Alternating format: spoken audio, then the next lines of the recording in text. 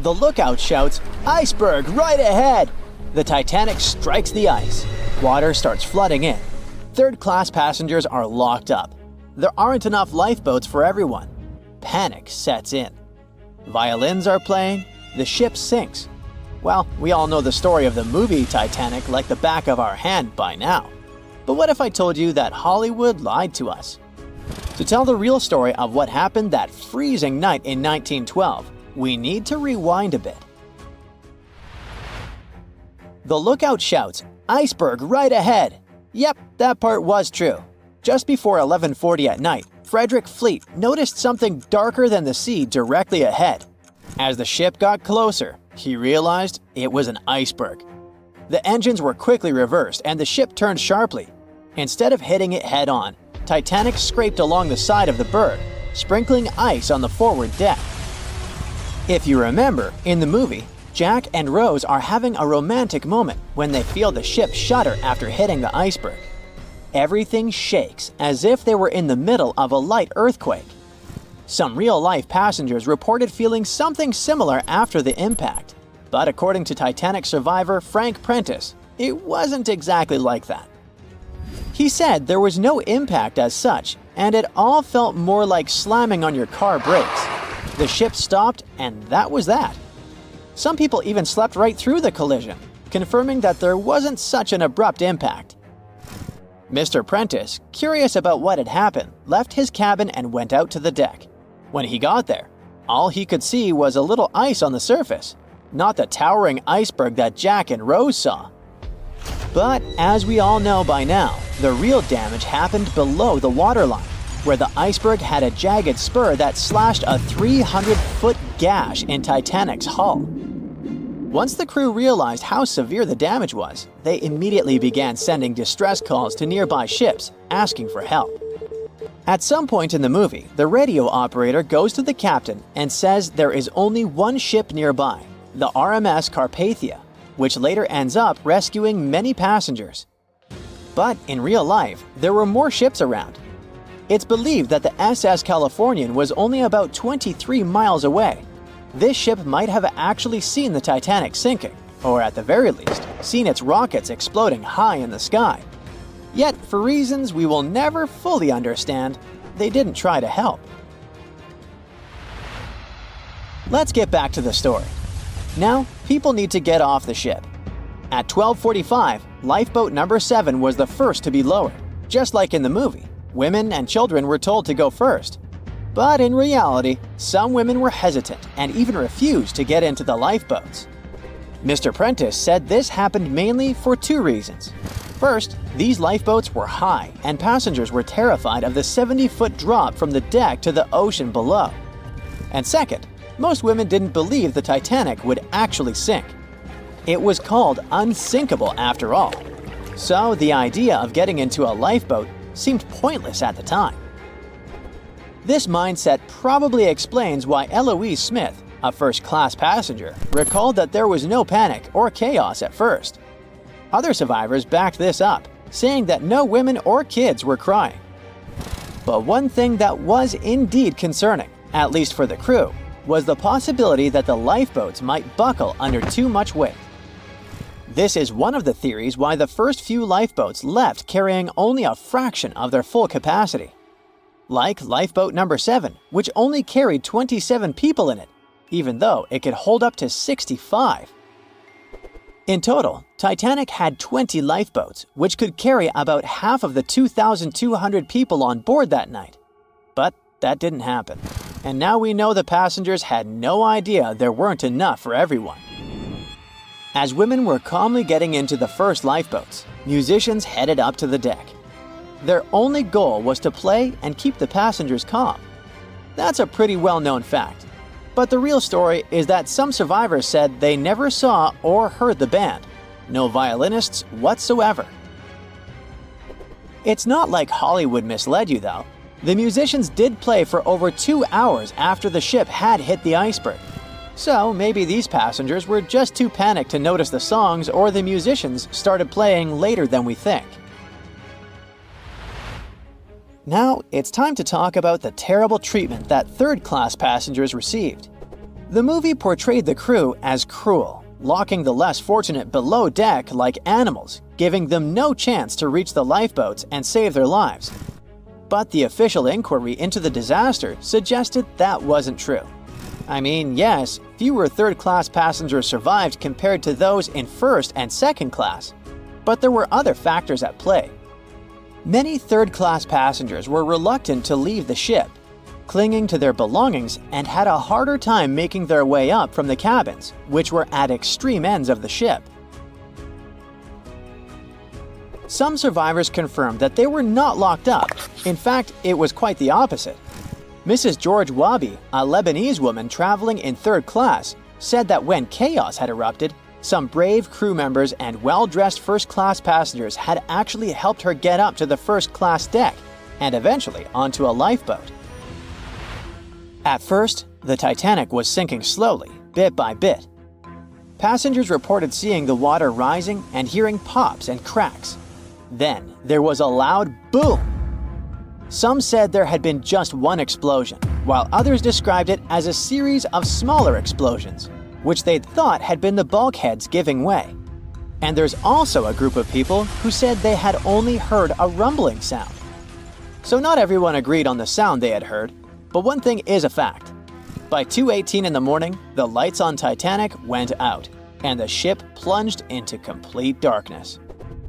As the bow continued sinking, the stern rose out of the water, putting immense pressure on the middle of the ship. This caused the Titanic to break in two. In James Cameron's movie, this moment is pretty dramatic, with the ship sinking almost straight down into the water. But in reality, the break probably happened at a much lower angle, likely just below the waterline. Even so, it tilted enough that people couldn't stay on their feet and started sliding into the water. One interesting thing is that it wasn't until the wreckage was found in 1985 that it was finally confirmed the Titanic had broken apart. Up until then, survivors had given conflicting stories. At least 8 survivors claimed they had seen the ship split.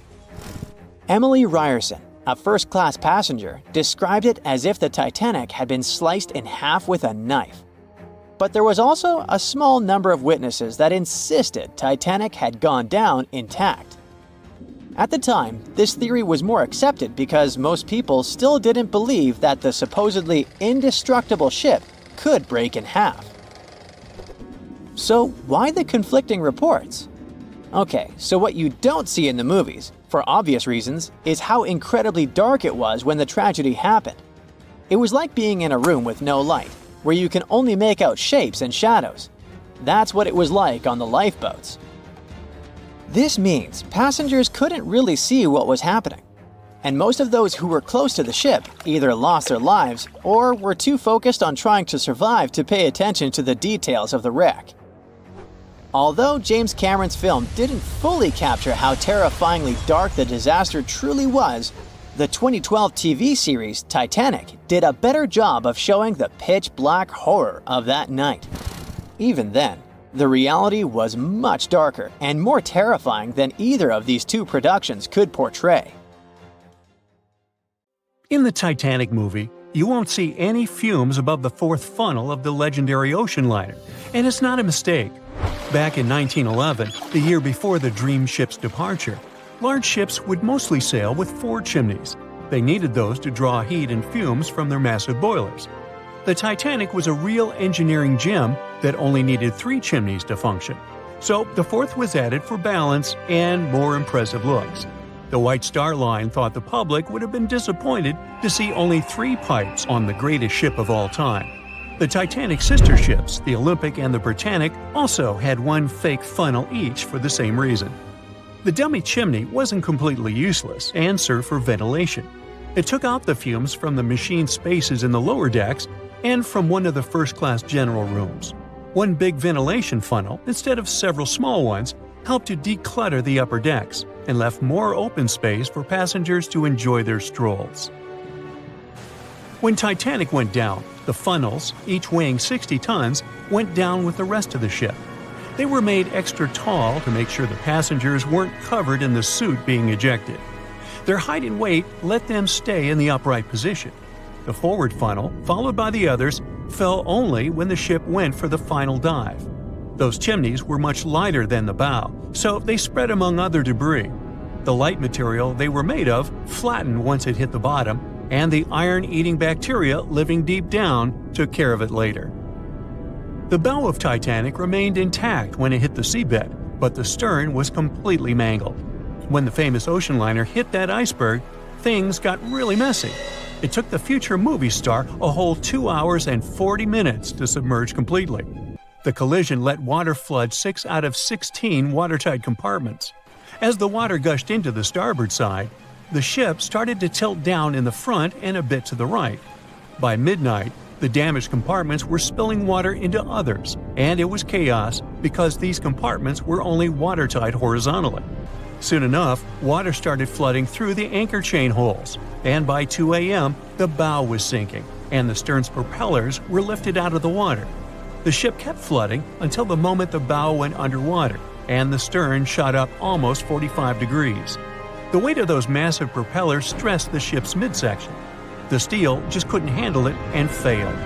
Survivors described that moment as some loud noise, like breaking china or falling gear. That was the Titanic's upper structure giving in. By 12 past 2 a.m., the bow and stern were only connected by the inner bottom structure. Minutes later, the bow, weighing almost 16,000 tons, broke loose from the stern. The stern rose sharply to an almost vertical position and started sinking slowly. By 2:20, it disappeared underwater. The bow was cruising down at about 13 miles per hour and had hit the ocean floor almost a half an hour before the stern. The two parts of the Titanic now lie 2,000 feet apart, pointing in different directions. The bow remained mostly intact, just covered in mud. The stern turned into a tangled wreck because of the implosions it went through during the descent. The air trapped within the structure just couldn't handle the increasing pressure of the water deep down. Signal rockets played a big part in the Titanic's tragedy. When a ship goes down, you're supposed to shoot up red flares to signal trouble. But someone decided to stock Titanic with white lights instead of the usual red ones. So when the ship smacked into that iceberg, the crew fired off white flares. The SS Californian was passing nearby, and his captain knew the Titanic was in a dangerous iceberg zone. The crew didn't spot the sinking Titanic, but they sure saw those white rockets. The radio between the ships was useless because the Californian's operator switched it off. The captain had a gut feeling something was off, so he flashed a Morse code light signal at Titanic. But he received no reply because the Titanic had already gone underwater. There was another ship, Samson, sailing alongside the Titanic. It had plenty of illegally hunted frozen seal meat from Canadian waters abroad, so it was sailing with lights off to remain unnoticed. When they saw the Titanic's white rockets, they thought it was the Coast Guard and zoomed away. Samson didn't have a radio, so they couldn't find out about the ongoing disaster. The crew got the news about Titanic only when they got to the coast of Iceland the following month. There have been many theories to explain the Titanic tragedy, and one of the recent ones says that there was a fire involved. An Irish journalist went full detective for decades, digging into the mystery, and stumbled upon a game-changer. He came across a photo album that had been hiding from the public for a century after the tragedy. In the pictures, taken at the Harland and Wolff shipyard in Belfast, Northern Ireland, just over a week before the liner sailed, you can clearly see a massive 30-foot black spot on the ship's hull. Maloney researched the photos and eyewitness testimony from the time and claimed that a fire spontaneously broke out inside of one of Titanic's enormous coal bunkers. It was raging for a whole 3 weeks and messed with the metal, critically weakening a crucial segment of the ship's hull. Back then, most ships had just one hull, so it was the only skin the Titanic had. That's why the iceberg managed to punch a hole through the ship so easily. If it hadn't been for the fire, the Titanic might have shrugged off that iceberg collision. The company operating the liner knew about the fire, but they decided to conceal that fact. They didn't want any negative stories in the press as they faced some serious competition in transatlantic voyages. The Titanic was sold out, so they stocked up on coal and made it sail. The moon might have also played a role in the sinking. Our satellite heavily affects tides on the Earth. The closer it is to our planet, the stronger the tides are because of the increasing gravity of the moon. Back in 1912, the moon was so close it made several glaciers in Greenland break apart. Massive chunks of ice that broke off from the glaciers started floating south. The supermoon event came just 6 minutes after a spring tide. During new and full moons, the alignment of the moon, the Earth, and the Sun makes their combined gravity reach its peak. And the day before, our planet had come the closest to the Sun that year, which made the gravity even stronger. This mixture of events created perfect conditions for one of the most powerful tides in history. It created the perfect conditions for the icebergs breaking off from Greenland's glaciers to move freely. Opponents of this theory say that the difference in tidal force wasn't actually that big, and it couldn't have been the main cause of the sinking. The iceberg tore down the side of the ship, leaving a huge opening in the hull. It wasn't a continuous rip, and damage was caused in several places. Some experts believe the ship would have survived the iceberg if it had hit head-on. The Titanic had watertight compartments designed to prevent flooding in case of a collision. Only the first 3 or 4 of these compartments would have been flooded. This could have helped save a lot of lives. Supporters of this theory put the blame for the disaster on First Officer William Murdoch. Huge, fast-moving ships don't just turn in a matter of seconds like a speeding car. It takes minutes. When Murdoch realized the collision was inevitable, he tried dodging left to avoid a direct hit.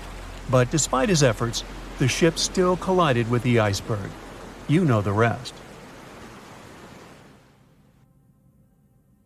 The unsinkable Titanic didn't go down peacefully, which made finding its final resting place all the more difficult. The world-famous RMS Titanic sank in 1912, but was only discovered in 1985 on a secret mission. Although people back in the early 1900s had the approximate location of where the Titanic was, they didn't have the right technology to find it. As it went under, the ship sent several CQD signals, standing for Come Quickly, Distress, to a nearby ship named Carpathia. Come at once, we have struck a berg. It's a CQD, old man, were some of the final words transmitted from the Marconi wireless on the ship. These Morse code messages were also what made the first research missions to the wreck possible. RMS Carpathia found the lifeboats filled with Titanic survivors, but the world also desperately wanted to see what became of the famous liner. Fast forward to 1953. That's when the first serious attempt to find the Titanic wreck happened. A man named Risdon Beasley tried using a loud eruptive device to locate the ship. It sounds weird, but there's science to back it up. When dynamite goes off, the waves from the detonation hit the bottom of the ocean floor. With the help of sonars, scientists would be able to locate if there was anything solid at the bottom of the ocean. But Beasley had no luck. Another 20 years would pass before oceanographer Robert Ballard would make his attempt to locate the Titanic. Ballard had a bit more luck than Beasley. Over the previous years, underwater technology had gotten more funding and so worked much better. He tried it the first time in 1977. Ballard partnered with the Woods Hole Oceanographic Institution on a mission to map the ocean floor. While the institute hired him to test out their new mapping technology, Ballard's intention was to go a little further and find the Titanic wreck. In the middle of this new technological ship, there was a hole that allowed for a long pipe to be extended into the water just above the ocean floor. Attached to the end of this pipe, Ballard installed a pod with sonars and cameras.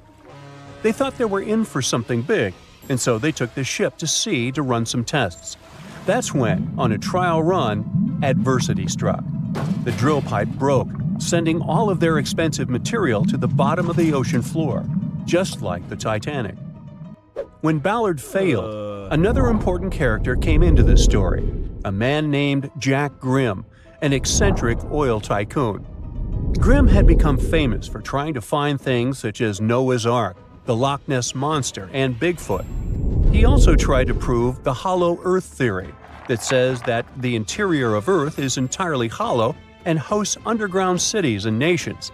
His search consisted of trying to find a large hole on the North Pole, and thus venturing inside the hollow earth. After his attempts failed, he set his eyes on the jewel liner that had sunk, the RMS Titanic. Grimm had the money, but he didn't have the know-how. So, as a billionaire, he made a big donation to Columbia University and asked in return to use some of their equipment. He hired a team of highly qualified scientists to help operate the machinery. Here's where it gets a little strange. Jack Grimm was a believer in folklore and non-conventional ways of doing things. So he brought a monkey on board and surprised the research team. This monkey, called Titan, was believed to point to a map and locate lost things. In this case, the Titanic. The scientists went crazy when the monkey appeared and told Grimm it was either them or the monkey. This expedition left Florida without Titan. Yes, there would be no monkey business. They set the course to the exact location of Titanic's last distress signal. They arrived, examined every inch of the ocean floor, but still found nothing. Grimm's first expedition lasted 3 weeks, but unfortunately, they found absolutely nothing. They tried a particularly good search method known as mowing the lawn, where they mimic such movements to map every inch of a larger area around Titanic's distress coordinates. The reasons for failure were important defects in the equipment and terrible weather. That's when that prior searcher of the lost Titanic came back into the picture, Robert Ballard. He didn't have the millions Jack Grimm had, but he had one thing going for him. The marine geologist was working closely with the U.S. Navy to locate 2 nuclear submarines which had sunk in the 1960s. Ballard himself says he was living 2 lives, one as a researcher and the other as a Navy intelligence officer. The deal was simple.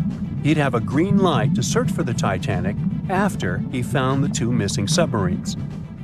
To find Thresher and Scorpion, he used an unmanned submarine vehicle called Argo. Argo was like a little snow sled. It was attached to a bigger ship that sailed above the water. Argo was connected to the ship by a long cable, and it was piloted by a team on board. The sled had sonars and cameras that provided real-time imaging of the ocean floor, so it was a real advancement on other attempts. After much thinking, he had a eureka moment.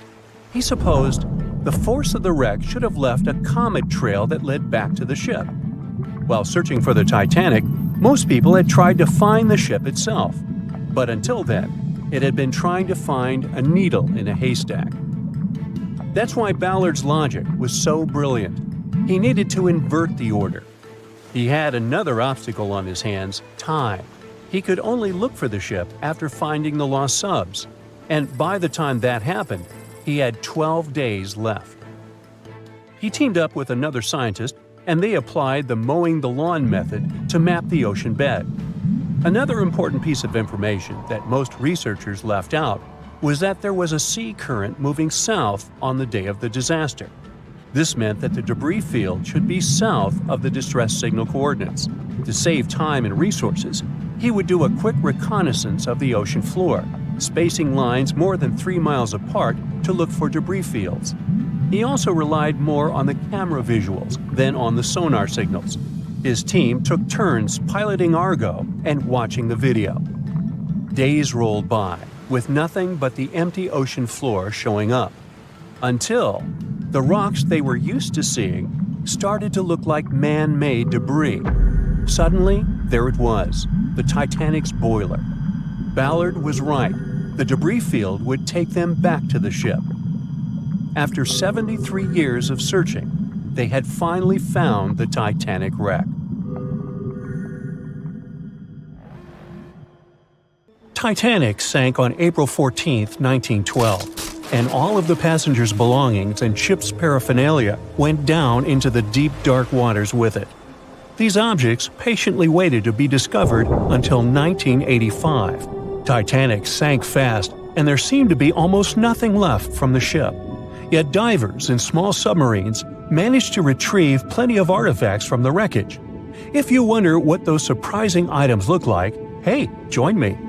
A number of museums have collections of Titanic items rescued by divers or donated by survivors and their relatives. And some of those items are even sold at auction. So if you're ready to spend a pretty penny on an exclusive artifact, hey, why not? The first artifact on my list is a pocket watch belonging to a Titanic passenger, John Chapman. John and his wife Elizabeth were on their honeymoon. When the ship hit the iceberg, Elizabeth was offered a seat on a lifeboat next to her friend Emily Richards. There was a problem, though. Mr. Chapman couldn't enter the lifeboat. Elizabeth turned to her friend Emily and said, "Farewell. If John can't go, I won't go either." Now, that's what I call true love. After a short time, the ship went under. If we step back and return to Chapman's pocket watch, we'll notice one more heartbreaking detail. Experts believe the watch stopped around the time the ship finally submerged. Do you remember the iconic scene in the Titanic movie where the ship's band continued to play while the ship was sinking? The violin, played by the real musician, was sold in an auction for $1.7 million in 2013. They say the band played Nearer My God to Thee as the ocean liner sank. Since we started talking about the band, we might as well shed light on a piece of music found on the ship. It was the song "Put Your Arms Around Me, Honey." Considering the fact that paper gets ruined almost instantly when it meets with water, it's a miracle to see those documents. Another saved paper document is the lunch menu. The first-class passengers wore their beautiful dresses and enjoyed their meals without knowing that it was their last lunch. This unique item was auctioned for $122,000. Meals were offered based on class. For instance, a first-class passenger would eat roasted turkey with cranberry sauce, spring lamb, or baked haddock. In comparison, a third-class lunch consists of stuff like rice soup, fresh bread, roast beef, and brown gravy. There were also cabin biscuits, which the passengers would eat to diminish seasickness. It wasn't just the menu. A VIP ticket was also retrieved. The ticket number is still readable, 1342. Number 5 is Edwardian perfume samples. A chemist named Adolf Saalfeld stepped onto the Titanic with various perfume bottle samples. Why did he bring these samples with him? Well, Saalfeld planned to open a fragrance store in America. 61 vials of perfume sank with the ship. Luckily, their owner managed to survive and get there safely, but his samples sank and were only rediscovered some time ago by the divers. When we accidentally drop a plate, it usually shatters into pieces. Now, there's a question. Do you think an unbroken plate can be recovered from Titanic? The answer is yes. Original White Star tableware is proof. Apparently, each class of passengers didn't just get different meals, but was also served with different types of plates. The retrieved plates have a green and brown floral motif. The edges have a gold rim, and there's a logo in the center. By the way, they're sold at auction, and you can find them online. Let's carry on with touching personal stories. The love story of Rose and Jack that we see in the movie is fictional, but the ship surely witnessed many romantic tales. Here's a love letter to prove this. The messages tell us a story about how life was on the ship during the last few days. It was written by Kate Buss on April 10th. She mentioned how seasick she felt and other things, such as she was supposed to go to dinner in a half an hour. This letter wasn't the only letter divers took to the surface. For example, there's the letter Esther Hart wrote to her little daughter Ava. It was sold at auction for £119,000. This letter is probably the last letter written on board, since it was completed only 8 hours before the tragedy. The letter is not that damaged because it was in the pocket of Esther's husband's coat. Another letter we can mention is Dr. John Simpson's letter. Those words were the last words that he wrote to his mother. Let me introduce you to Edith Rosenbaum. She was on the ship with her lucky toy pig. Edith had been severely injured in an accident before she sailed on the big ship. The toy was a present from her mother as moral support for her recuperation process. It was actually a music box in the shape of a pig. Edith used it to calm frightened young people in the same lifeboat. The next item on the list is the scout whistle of Lillian Winifred Bentham. She was a second-class passenger. On that terrible night, Lillian was in her stateroom. She didn't believe that the Titanic could sink. After all, it was the unsinkable ship. Her friend came to her and convinced her to hop into a lifeboat. Only then did she realize how serious the situation was. Moments later, she saw the ship break into two parts. As the lifeboat floated into the night, Lillian saw a crewman who was also rescued. Without a second thought, she wrapped the man with her fur coat. It was freezing, so she probably saved the man's life by doing that. The young man wanted to thank her for her kindness, so he gave Lillian a scout whistle. It was the whistle he used throughout the night to call for help. This pair of white gloves is one of the rarest artifacts recovered from Titanic. These cotton gloves belong to a gentleman. The owner's identity is unknown. Fabric can't last underwater for decades, but these gloves look fine, and you can still see the fine detailing and elegance. An alarm bell has also been found. Yes, that's the famous bell, the one that rang to warn people about the iceberg. Frederick Fleet and Reginald Lee were on lookout duty the night of the accident. Both of them survived. Fleet was the one who saw the iceberg before the ship struck it. What's ironic is that Fleet and Lee didn't have access to binoculars. They were stored in a locker in the crow's nest, but the key to the locker was in the pocket of a crew member who was reassigned to another ship at the last minute and didn't leave the key. They could have seen the iceberg sooner if they had had pairs of binoculars. If they had had it, the Titanic could have gotten out of the way. Divers discovered not just belongings of passengers or the crew, but also pieces belonging to the ship itself. Our next artifact is the Grand Staircase. Some parts of this iconic structure are recovered from the wreck. Turns out that this staircase became a meeting spot among first-class passengers. If they wanted to visit the Turkish baths for a spa day or eat dinner, they met at the staircase and went together. This staircase was a sign of how luxurious some parts of Titanic were. Another miraculously saved object that belongs to the ship is its plan. It was one of the most expensive artifacts sold at auction. The plan is around 30 feet wide. What else? The logometer was also discovered.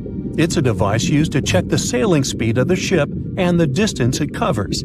The experts say that from the start at noon on April 14th, the device logged 268 nautical miles. And there's more. A giant chunk of hull, known as the Big Piece, was also found. This fellow weighs 15 tons. The larger portholes were for the cabins, and the smaller ones were for the restrooms. This piece was found in 1994, but it was in 1998 when it was successfully taken out.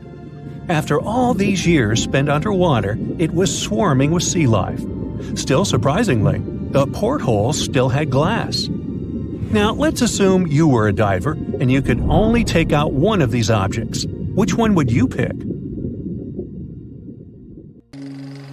The Royal Mail Ship, or RMS Titanic, easily the most famous steamship in history, was once the symbol of luxury and dreams that promised to come true. It took 3 years and 3,000 people to construct it. On April 10, 1912, the brand new ocean liner greeted its passengers with the smell of fresh varnish, paint, and newly sawn wood. Back then, they still used lead for the production of paint and linseed oil as a binder, so that smell must have been powerful. When it was fully operational, the giant vessel consumed around 850 tons of coal per day, and the passengers would also smell its fumes. Another odor that must have filled the Titanic's decks, at least the first-class ones, was the new scent by the famous French perfume house Guerlain. It was released earlier in the same year and quickly became a hit with the well-off ladies. The perfume that you can still buy today is a mix of violets and iris with creamy vanilla. On the dramatic evening of April 14th, when Titanic only had hours to live, the unknowing waiters were serving oysters, lamb and mint sauce, roast duck with applesauce, and other delicacies to their first-class guests. The second class was filled with the smells of curried chicken, spring lamb, and roast turkey. Third-class passengers had simple gruel and biscuits that night. At 11 p.m., as the ship got dangerously close to the iceberg, the new smell added to the mix. It was a mineral odor with metallic notes. If you have ice in your fridge, you must have noticed it takes the smell of neighboring foods. The same happens to icebergs. They take on the odors of sea animals and maintain the chemical composition of the water that they're made of. If more people had known about the meaning of this particular metallic smell, they probably still wouldn't have saved the ship. But the number of people that managed to escape to safety could have been larger. Speaking of smells, in case you've ever wondered what space smells like but aren't planning to become an astronaut anytime soon, listen up. You can try out Ode to Space, an aroma that was designed by NASA decades ago. The idea of the perfume was to help astronauts prepare for their encounters with space at all levels during their training.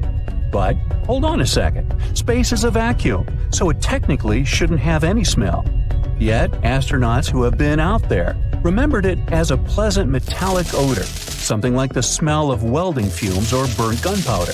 They could smell it on their spacesuits after coming back into their spacecraft. We can also guess what other planets smell like based on what their atmospheres are made of. Venus has clouds of sulfuric acid in its atmosphere, so it must smell like rotten eggs. Mars and Uranus also smell like rotten eggs, by the way. Each of the layers of Jupiter's atmosphere is made up of different chemicals. That's why it smells different depending on where you are. Some layers would greet you with a yummy aroma of bitter almonds or marzipan, and others, closer to the top, smell like cleaning products. The remaining planets of the solar system are unlikely to have a distinctive scent because they're mostly odorless gases in their atmospheres. As for our natural satellite, the Moon, the Apollo astronauts claim that its dust smells like gunpowder.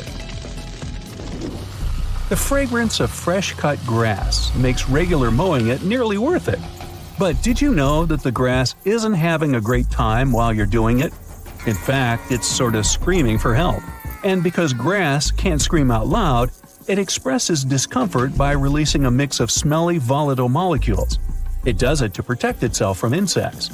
Caterpillars and other similar creatures just love to munch on sugary plant snacks. When you mow the grass, it releases jasmonic acid, among other things. It's sort of a signal to parasitic wasps that there is a caterpillar available. These creatures deal with the grass's offenders, and it can keep growing happily ever after. From the point of view of the grass, mowing is not much different from an insect attack, so it protects itself the best way it can. The rain has an easy-to-recognize powerful smell, also known as petrichor. But where does it come from? Turns out some plants secrete oils during drought. The rocks and soil accumulate those oils compounds, and when the raindrops hit, they mix with water and release into the air. Sometimes these oils combine with chemicals produced by bacteria living in the soil. The result of this cooperation is a musky odor you can smell in the woods or in your garden when you turn over the wet soil. Ozone also adds to the smell of rain, especially after thunderstorms. It happens when a lightning bolt's electrical charge splits oxygen and nitrogen molecules in the atmosphere, and they later recombine into ozone.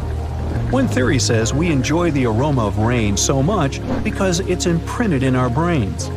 Different cultures have always associated rain with something positive, and we could have inherited that perception. Now, chocolate fans, of which I am one, this is for you. There are flowers that smell exactly like your favorite tree. It's a product of a tropical plant, after all, and since it's impossible to recreate the exact magical scent chocolate has in a perfume, you can plant some chocolate flowers, also known as the green eye lyra leaves, in your garden. These flowers look like daisies with yellow petals around a deep red center. When you pick its petals, the flower releases the delicious smell we all love so much. The leaves and branches of the plant also have the same fragrance. Now, in case I got you interested, you can find the flower in dry soils of Arizona, Texas, Colorado, and other states with similar climates. It blooms all year, and the aroma is strongest on warm days. The bear cat, also known as the biturong, does not only look super cute, but also smells like buttered popcorn. Biturongs prefer to stay alone and use their aroma to mark their territory and find potential partners when they have to. Scientists tried to figure out the secret of their unusual smell, and suggested it could come from secretions from the scent glands under the animal's tail. Further research showed that the popcorn smell comes from the bear cat's urine. After the animal answers nature's call, it leaves a scent trail in the trees with its tail that often gets soaked.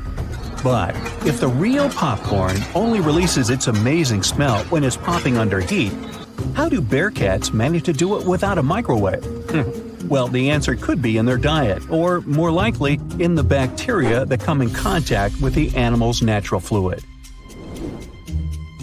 Durian is a fruit popular in Southeast Asia that smells sweet and nice to some people, but to the majority, it's a mix of rotten onions and sweaty socks.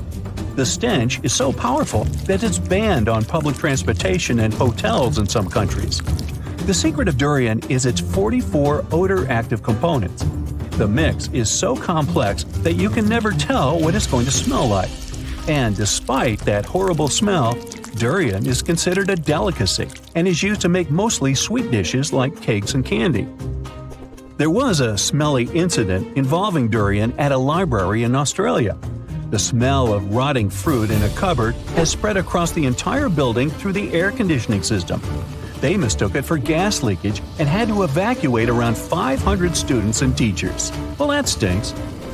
And finally, if you've ever been to natural hot springs or went to see some geysers, you'll never forget the smell of hydrogen sulfide, or less poetically, rotten eggs. It's actually not only yucky but also highly flammable, but it can also be quite useful. Most households in Iceland use geothermal springs as a source of hot water. Although it doesn't smell fresh, it's perfectly safe to drink, and the smell doesn't stay on your body after you take a shower. So there.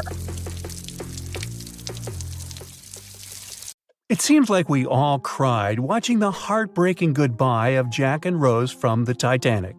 Oops, spoiler, sorry. But the real-life stories from the sinking of the famous ship were no less touching. Joseph LaRoche was born in 1886 in Haiti to a wealthy family. He was growing up without a dad, but his mother was a self-made woman and a respected merchant. His uncle was the head of his country. Joseph was fluent in French, Creole, and English. At the age of 15, Joseph realized he wanted to become an engineer. There were no engineering schools in Haiti, so he moved to France to get his education. The journey took him a whopping 83 days. Still, in his student years, Joseph met Juliet in a suburb of Paris through a mentor. They soon became friends, and then it grew into something bigger. The couple decided to get married.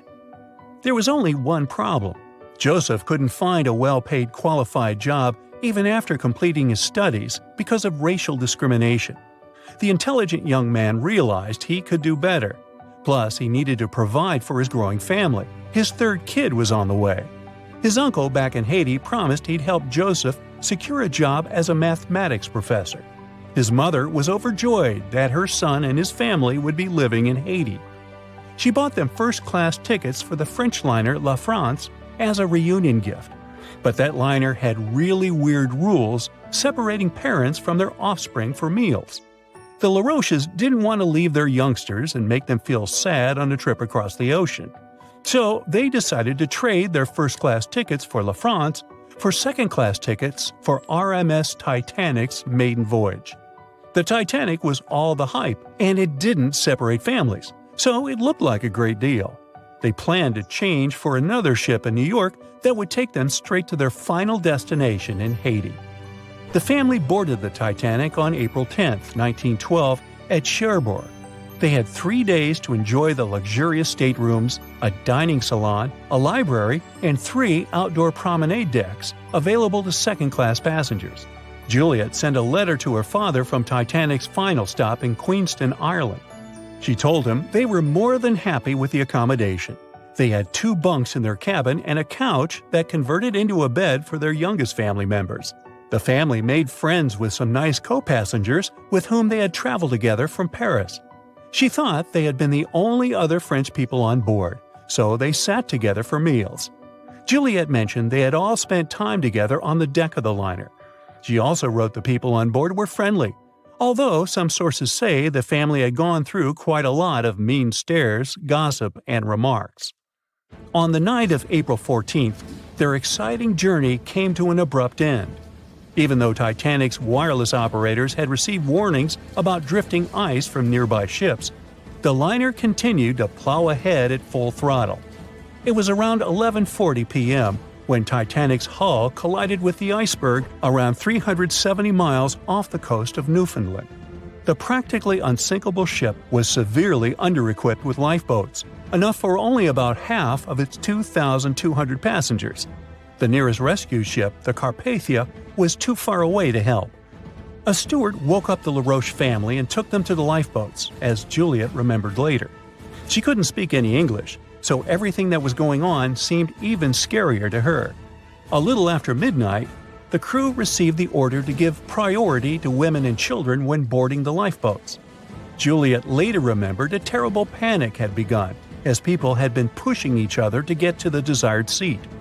At some point, she felt they had pulled away her older daughter and thrown her into the abyss. A moment later, she had joined her Simone in the same emptiness. So, pregnant Juliet and her two daughters got spots in Lifeboat 14. But they had to say goodbye to Joseph as the boat was being lowered into the sea. He wrapped his coat around Juliet, saying she'd need it, and promised to get in another lifeboat and see her and the little ones again in New York. The 25-year-old Joseph LaRoche didn't manage to stay true to his word. In a couple of hours, Titanic sank underwater, taking the lives of almost 1,500 people. Joseph was one of them.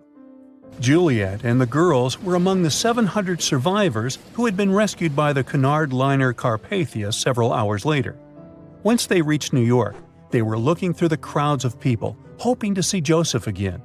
When it became obvious they wouldn't find him, it was time for them to decide what to do and where to go. Without any knowledge of English or money that had gone down with the ship, Juliet managed to survive in America only for 3 weeks, and then had no other choice but to go back to France. Joseph's uncle was no longer able to help them, as others had taken his life 4 months after the Titanic tragedy. In December 1912, Juliet gave birth to a son who she named Joseph after his father. For the rest of her life, she couldn't get over the loss of her beloved husband. That's why she didn't like to speak about what had happened on Titanic and told her children not to mention it. In 1995, a member of the Titanic Historical Society interviewed Louise, who was the last remaining LaRoche child and the last French survivor of the sinking.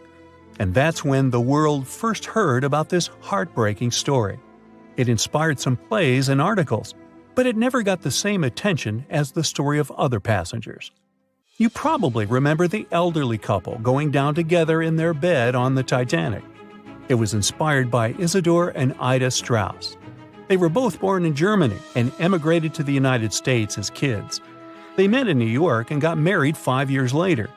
Isidor started a china and porcelain business with his brother that grew into the glassware department at Macy's and turned them into multimillionaires. Isidor and Ida were well known in New York, not only for their wealth and charity, but also for their love and devotion to each other. In 1912, the couple decided to run away from the New York winters and headed for Europe. By that time, they'd already been married for 40 years. In early April, it was time for them to sail back home to New York. They normally traveled on huge German liners, but at that time, they couldn't resist the hype of everyone talking about that new luxury liner, the RMS Titanic. That's how they ended up in one of the first-class private suites at the top of the ship. The Strauss couple spent their evenings dining in front of a live orchestra in a hall filled with fancy furniture and expensive wooden paneling. On the night of April 14th, they felt a slight tremor and then left their private suite and waited for instructions from the crew. They told the passengers not to lose their passes, as they'd need them when everyone got back on board. But the ship was going under. The Strauss couple were standing next to Lifeboat 8. Mr. Strauss, who was 67 at the time, was offered a seat with his wife because of his age. He refused it, saying he was not too old to sacrifice himself for a woman. He wanted to wait and make sure no women and kids were left behind. Ellen Bird, Ida's maid, hesitated before getting on the lifeboat, but Ida told her to go. She took the easy decision not to leave her husband on the sinking ship. Ida took off her beautiful mink coat and handed it to her shivering maid, saying she wouldn't be needing it anymore. Isidore didn't manage to convince her to save herself, so they stayed together till the end. Some of the surviving first-class passengers later remembered they had seen the couple standing peacefully on the deck, holding hands, just waiting. Everyone knows the story of the Titanic, but not many people know that Titanic had two sister ships, and that on the night of its sinking, one of them was rushing to help but didn't make it in time. Bad luck seemed to follow the trio of ships, but each one of them had glorious moments that live in the minds of those who sailed in them. Keep on watching to discover a story of awe, ingenuity, and ill fate. And don't forget to click the subscribe button and turn notifications on to join us on the bright side of life. You know how the iceberg hit the Titanic, how the band played to the end, and how the whole tragedy unfolded, but before it happened, it would have seemed an impossibility for such a ship to meet the end it did. None of that could have been foreseen by White Star Line, the company who built the Titanic, who had high hopes for what the unsinkable ship and its sister ships, the Britannic and the Olympic, would accomplish. The Olympic was the first of the trio to make sail on June 11, 1911, heading towards New York. The sheer size of it would wow the crowds. The Olympic's maiden voyage went without incident, and a crowd of 8,000 people in New York got to explore its luxurious accommodations while it was docked there. There were high expectations for the massive ship, but just around 2 months later, the Olympic crashed with the HMS Hawk. The Hawk got the brunt of the damage, as the bow was left flat as a pancake. After the crash, the Olympic made its way slowly back to Belfast, where the Titanic was being constructed. On the dock, people could see the two enormous ships side by side, as parts of the Titanic were used to put the Olympic back in shape. A rare sight to behold. And on April 14, 1912, the Titanic hit an iceberg, and minutes later, the crew radioed nearby ships for help. That night, the Olympic was returning from New York when it received the distress signal. The ship turned around and rushed at full speed towards the Titanic, but they were so far away that they would have arrived next night. At some point during the early hours of April 15, 1912, the crew of the Olympic decided they wouldn't make it in time and stopped course. The survivors of the Titanic were eventually rescued by the Carpathia. Olympic was set up with lifeboats for all crew and passengers after the Titanic sank. It went from having 20 lifeboats to 64. Changes were also made to the watertight bulkheads, and an extra hull to construct a type of double hull was installed. It was determined that a double hull would have kept the Titanic from sinking. For several years, Olympic was used in the war effort against Germany. Throughout the years, Olympic carried over 200,000 passengers, which included thousands of Americans fleeing from Europe and troops battling during World War I. One of the most significant moments for this ship was when it struck a German submarine and sank it. It was discovered that the submarine was preparing to fire a torpedo on the Olympic before Olympic rammed it. The Olympic ended up sailing the seas for 3 decades, which earned her the nickname of the Old Reliable, despite some previous accidents. It went on to help the survivors on the HMS Audacious when it was sinking, and do what it couldn't for its sister, Titanic. Eventually, bad luck caught up with the Olympic. The ship crashed with the Nantucket Lightship, and the crash signaled the beginning of the end. Beaten up, and after years of service, the Olympic was demolished and scrapped for parts. The Old Reliable saw many years of service and thousands of passengers, but the Britannic's journey was shorter-lived. When the Titanic sank, White Star Line was faced with a problem since they already had another enormous ship in the works. White Star Line began construction on the HMHS Britannic on November 30, 1911, around 4 months before the Titanic sank. Although the Britannic was the youngest of the trio of ships, having been constructed last, it was also the biggest. They intended to name it Gigantic, but after the Titanic's disaster, they changed the name to Britannic, since they considered it to be a lucky name. With the Titanic sinking, the White Star Line underwent rigorous investigation, and many changes were made to the Britannic's design. The Britannic looked very similar to the Titanic, and it had what was at the time the largest marine turbine in the world, able to reach faster speeds than the Olympic. With Titanic's fate fresh in their minds, everything possible was done to ensure the safety of this newer ship. The Britannic was eventually launched on February 26, 1914, almost 2 years after Titanic met its end. After the Titanic's disaster, the White Star Line wanted the Britannic to redeem their name. The Britannic was on its way to becoming a successful ship.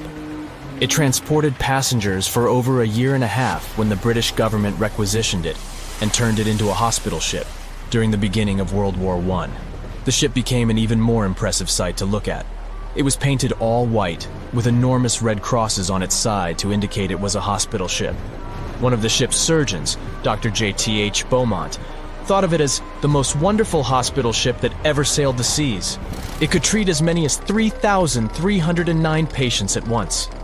This is how the Britannic became His Majesty's Hospital Ship, or HMHS Britannic. Though the sight of this magnificent ship must have put a smile on a wounded soldier's face or two, the Britannic didn't operate for long.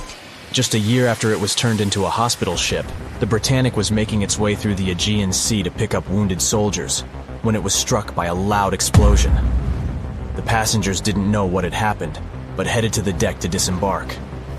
It is unclear what hit the Britannic, but the general consensus is that it was struck by a mine left by a German U-boat, though some still believe a torpedo hit it. The captain tried to move the ship to a beach close by, but the ship was sinking fast. In the desperation, against the captain's orders, several crew members launched lifeboats and disembarked. But since the ship was moving and the propellers working, the lifeboats were sucked and destroyed by the propellers. Though so much effort had gone in to ensure the Britannic was safer than the Titanic, whatever explosion occurred left the Britannic in the same dire condition as the Titanic in just 10 minutes. In a cruel twist of fate, it also sank in the ocean. Unlike Titanic's enormous death toll, only 30 people perished in the sinking of the Britannic, and over 1,000 survived. So many people survived because the accident happened in the morning, when the temperature of the water was warmer and the Greek island Kea was close by to offer help. In the end, the Britannic only sailed the seas for over 2.5 years. The bad luck that followed the Titanic and the Britannic and the accidents and demise of the Olympic was remarkable. But what was most impressive is that there was a woman who sailed on all 3 ships and survived. Violet Jessup was a crew member and nurse aboard the ships. She was there when the Olympic collided with the HMS Hawk in 1911 and disembarked safely. 2 years later, she escaped the sinking of the Titanic in lifeboat number 16, and she showed some women it was safe to board the lifeboats. You'd imagine that would be enough to keep her from ever getting on a boat again, but not for her. A few years later, she served as a nurse in the Britannic while it was used as a hospital ship. When the explosion occurred, Violet jumped overboard, was pulled under by the water, and hit her head on the keel but survived. Can you imagine her experience? She must have had nerves of steel. All in all, the trio of ships saw journeys of triumph and tragedy. Ill fate might have followed them, but all the survivors were left with incredible stories to tell. So tell us, Brightsiders, would you have liked to have seen any of these ships in real life? Let us know in the comments section. Don't forget to give this video a like, share it with your friends, and click subscribe to stay on the bright side. John watched on in disbelief as he drifted away on a piece of wood. In the freezing waters of the Arctic, slowly drifting away. John looked upon the vessel he had worked and lived on as it raised its enormous bow high into the sky, then broke in half, causing a sound that only a crack of lightning could replicate. Distraught and dumbstruck, believing that he, and he alone, knew the dark truth behind the demise of the unsinkable ship, the Titanic. 5 days earlier, as the Titanic set sail on its maiden voyage, John worked hard alongside his mates in the coal bunker, stocking up the coal to feed the Titanic's mighty furnace. They had stocked and stored more than John had ever witnessed on any other ship he'd worked on. But this was the Titanic, the grandest ship to have ever sailed the seas. On the Titanic, there could never be too much coal. As they left Belfast and pushed toward Southampton, there was a large bang below decks that went unnoticed. The furnace was roaring and the turbines were spinning, pushing the Titanic forward at a quickened pace. The crew cheered as the vessel moved forward, unaware of the loud, concerning noise. Arriving in Southampton, Greg came aboard, amongst hundreds of other passengers. With 13 years at sea, His vast experience included the role as a quartermaster on 6 previous ships. Ready for a new challenge aboard the greatest vessel ever made, he was looking forward to this next challenge of his career. Greg came with a wealth of experience, especially with sailing through the Arctic. His role was vital within the crew, understanding the seas around the North Pole. He would be a key lookout as they set to cross the perilous path of the iceberg alley. Greg had some concerns regarding the voyage. The Earth's orbit was remarkably close to the sun and the moon, causing higher tides. This would make icebergs more prominent, drifting them further away and towards the route of the Titanic as they journeyed to New York. Assessing the lookout tower and inspecting the available gear, Greg found no binoculars. This made him concerned, but the sailors just laughed at Greg. "If the deck is short on ice cubes, we'll be sure to plow right through a berg to resupply." A sailor laughed. Greg didn't share this sentiment. Eager to find out why they had been left short-handed on equipment, since he had such a vital role on the ship, Greg inquired further. Sadly, the officer with the keys to the binocular supply cupboard had been removed from the crew at the last minute. Greg couldn't believe something of this importance had been overlooked. For such a mighty ship with so many people aboard and crossing in a particularly perilous path, this just didn't make sense. But not wanting to be fined for breaking into the ship's property, Greg let it slide, hoping that they wouldn't need the binoculars in the end. Ultimately, if there were icebergs expected, a warning call would be made to the captain, informing of any concerns. Little did Greg know that a warning had been received, notifying of the dangers that awaited. But the telegram didn't provide the required prefix, which would have ensured direct delivery to the captain. So, the critical warning was just overlooked. John and his crew below decks prepared for departure, stoking the engines. He noticed an essence of thick exhaust, far too heavy than what would be expected from the furnaces. The crew searched throughout the lower decks. Following a thorough search, they managed to locate the cause of the exhaust. It was an ignited pile of coal within a coal bunker. Unknown when it had ignited, a buildup of coal had clearly been smoldering, slowly growing in size. The amount of smoldering coal was concerning. The alarm was raised, alerting an officer to review the matter.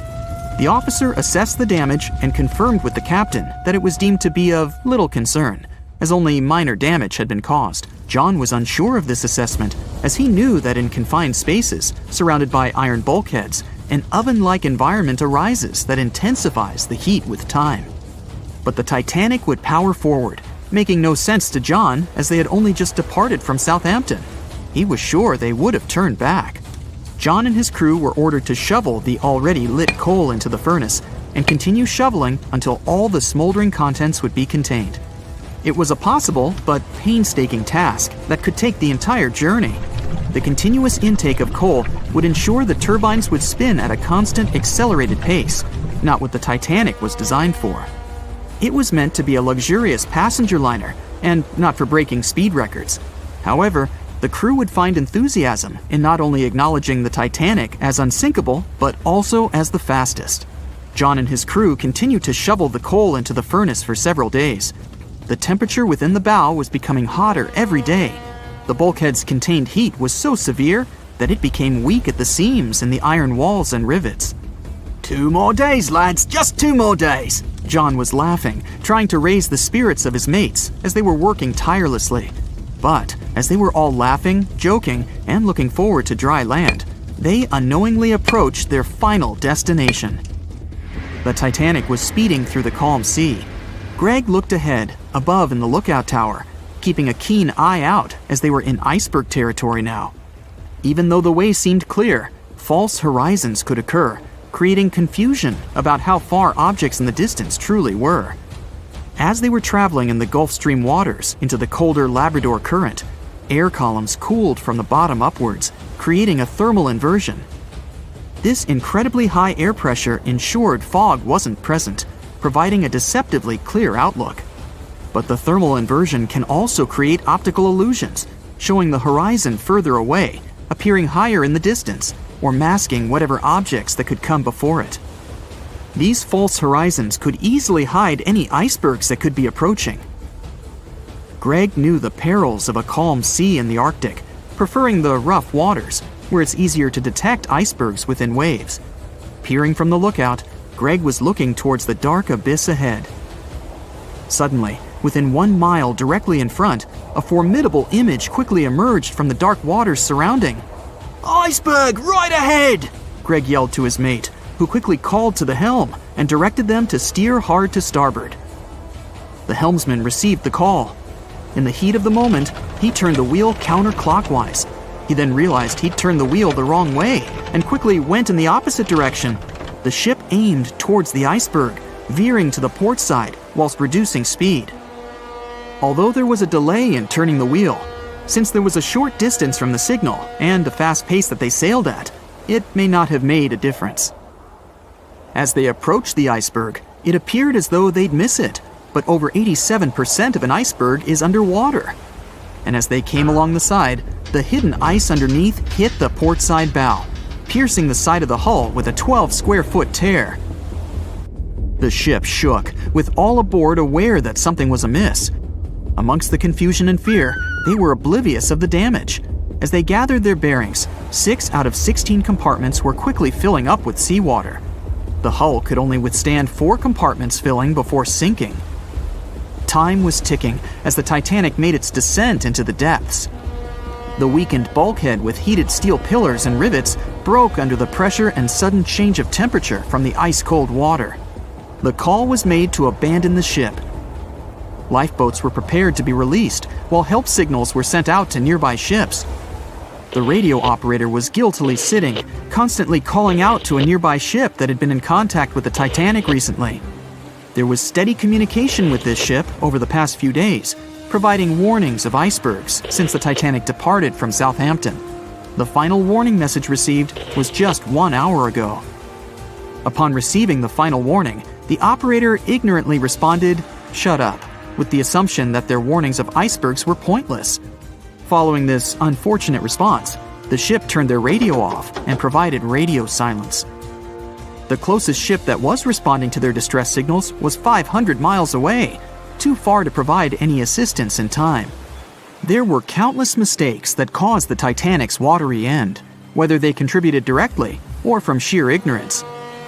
The most tragic of them was the number of people aboard the ship, 2,224 of them. There were only enough lifeboats provided to rescue 1,178, barely half of the people. Have you ever wondered how much of the Titanic is left these days? Now, if you haven't been living under a rock, you probably know that it's been over 100 years since the world's most famous ship turned into a wreck.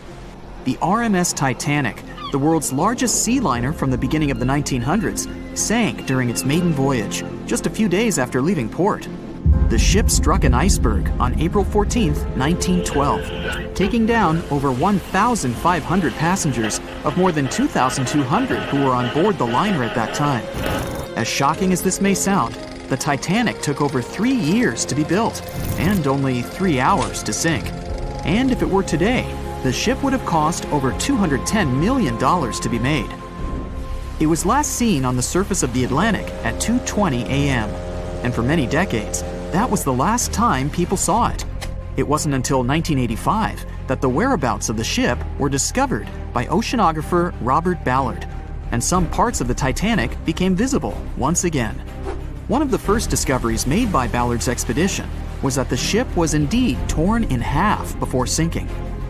The early exploratory missions to the part of the ocean floor where the Titanic now lies could only see the hull and the deck of the ship. According to Ballard, the main purpose of these missions was to understand how to preserve the ruins from deteriorating. Another goal was to recover the huge number of personal items scattered along the seabed. The explorer later said the view down there was as shocking as it was emotional. In the field of debris around the wreck, the oceanographer discovered plenty of small objects and personal belongings, many of which he brought back to the surface. There were shoes, some fancier than others. There were pieces of clothing that belonged to crew members, and there were huge propellers. If on the surface they gleamed and shined, on the ocean floor they were embedded and devoured by sand. Ballard pointed out that the area where kitchenware was scattered measured more than a mile in length. There were enough plates, pots, and pans to fill up an entire industrial kitchen. For the first time ever, 3D animation footage reveals exciting images. The simulations show the Titanic's evolution from when she first set sail in 1912 until the state of her ruins today. But simulations weren't enough for deep-sea explorer James Cameron, who envisioned traveling to the heart of the wreck for the first time ever in the history of the ship. Yep, the same James Cameron who happens to be the director of a very famous movie about the ship. He has now dived 33 times to visit the wreck of the Titanic. Here's some fun trivia for you. The director says that his true passion has always been the ocean, and that ever since he was a kid, he wanted to study the sea. Directing, let's say, just happened to be his day job. And when the possibility of directing Titanic appeared, he said yes, just so that he could go and check out the ruins of the ship in real life. Now back to the wreck. According to James Cameron, it wasn't enough for researchers to access only the exterior of the ship. They needed to go inside, analyze and photograph what was left of the pompous interiors of the world's once biggest sea liner. Cameron piloted an innovative robot vehicle equipped with cameras. It helped the man to reveal spaces in the Titanic that no one had ever seen before since the ship touched the bottom. Turkish baths, for instance, still had their tiled walls standing up almost in all their entirety. These baths were exclusively for first-class passengers. They were located right next to the swimming bath and the third-class dining room, and were designed in the Moorish style. People resting there could get heating blankets and ask waiters to bring them anything they needed. If the pictures from before the disaster were astonishing, they carry a different kind of wow factor now, when everything you see in them is hidden underneath the surface of the water. Another shocking discovery was the ship's mast. If we look at the Titanic in its pre-sinking glory, the mast calls much of one's attention. Located on the bow of the huge ship, the mast held together the transmission cables for the Marconi system, a system of wireless telegraphy. That's also where the British merchant flag the Titanic flew was located. The mast stood at the height of a bit more than 100 feet and was equipped with a crow's nest. Nowadays, the mast is unrecognizable. Attacked by corrosion, it collapsed. The crow's nest broke apart too. Now we can see why the modern-day Titanic is a real treasure for deep-sea explorers. But as the wreck of the ship lies at an approximate depth of 12,500 feet, sunlight is non-existent there. So, piloted missions depend on high-end technological equipment to survey the area. Why do you think the Titanic went missing from the public eye for over 70 years? Well, because at that time, technology wasn't advanced enough for people to go down there, as well as bring back good footage of the wreck. Filmmakers were the ones who drove this technology to its advance by trying to film underwater. They began by building boxes to put their cameras inside. And now, deep-sea photography is highly advanced and allows us to marvel at the awesomeness of underwater life. Of course, taking pictures under the sea is no easy feat. For one thing, to withstand that crazy underwater pressure, submarines need to be really strong and have thick walls, no thinner than 11 inches. Plus, explorers need to understand how to film and photograph when there's almost no light around. There was another thing that made documenting the Titanic even more difficult. When the wreck of the ship was rediscovered by scientists, it was covered with red-colored rusty bacteria that made it even harder to take good pictures. As it happens, the color red does not reflect well underwater, which is unfortunate for photographers. For this reason, human-operated vehicles that go down to tour the ruins are equipped with powerful lighting devices. When you see some parts of the ship from afar, they look as if reddish-brown wax has been dripping all over the Titanic's ruins. But in reality, these icicle-shaped structures are colonies of microorganisms. When the ship sank, it brought down with it an enormous amount of bacteria that hadn't existed at the bottom of the ocean before. But now, these bacteria, together with the extreme conditions at the bottom of the ocean, have turned into a disastrous combination for the ruins of the ship. These red colonies of microorganisms actually feed off of iron and steel, which is basically all that is left of the Titanic. One kind of those microorganisms are bacteria called Halomonas titanicae. They can eat up to 220 pounds of iron per day. This makes the Titanic a colossal food source for them. There have been lots of speculations regarding the life expectancy of the ship's wreck after researchers discovered this bizarre rust. But according to Cameron and his research team, the Titanic isn't going to disintegrate anytime soon. In one of the latest expeditions down to the wreck, a piloted vehicle was funded to identify specifically one stateroom. It belonged to a very important passenger, Sir Benjamin Guggenheim. Yes, just like the museum. Guggenheim was the son of a mining magnate and a member of the elite group that boarded the transatlantic journey of the Titanic. Born in Philadelphia, Guggenheim was traveling back home to the US. But, as we all know, he never made it to his final destination. For the price that ranged from 400 to 800 pounds back in 1912, the equivalent of 84,000 pounds nowadays, one could book accommodation that was called a stateroom. Staterooms on the Titanic were the most luxurious kind of first-class rooms. They were located on the B or C decks and were decorated in more than 11 different styles, ranging from Jacobean, Georgian, Italian Renaissance, and the list goes on. These rooms were filled with carved paneling and marquetry made from exotic and rare kinds of wood, such as mahogany, oak, and so on. Guggenheim occupied one of these luxurious rooms, and 100 years later, one of his descendants funded an entire mission just to locate the precise stateroom the man stayed in. This expedition turned into a documentary for National Geographic, and they did manage to identify which stateroom was Guggenheim's, so kudos for them. On April 10, 1912, the RMS Titanic set sail from England. But this wasn't the launch of a regular ship. The Titanic was the largest liner ever built at the time. It was 882 feet long. That's nearly the size of 3 soccer fields. And measured from the hull to the top of the smokestacks, the ship was an impressive 175 feet tall. That's the size of a 17-story building. Deemed unsinkable, it took 3,000 workers almost 3 years to build.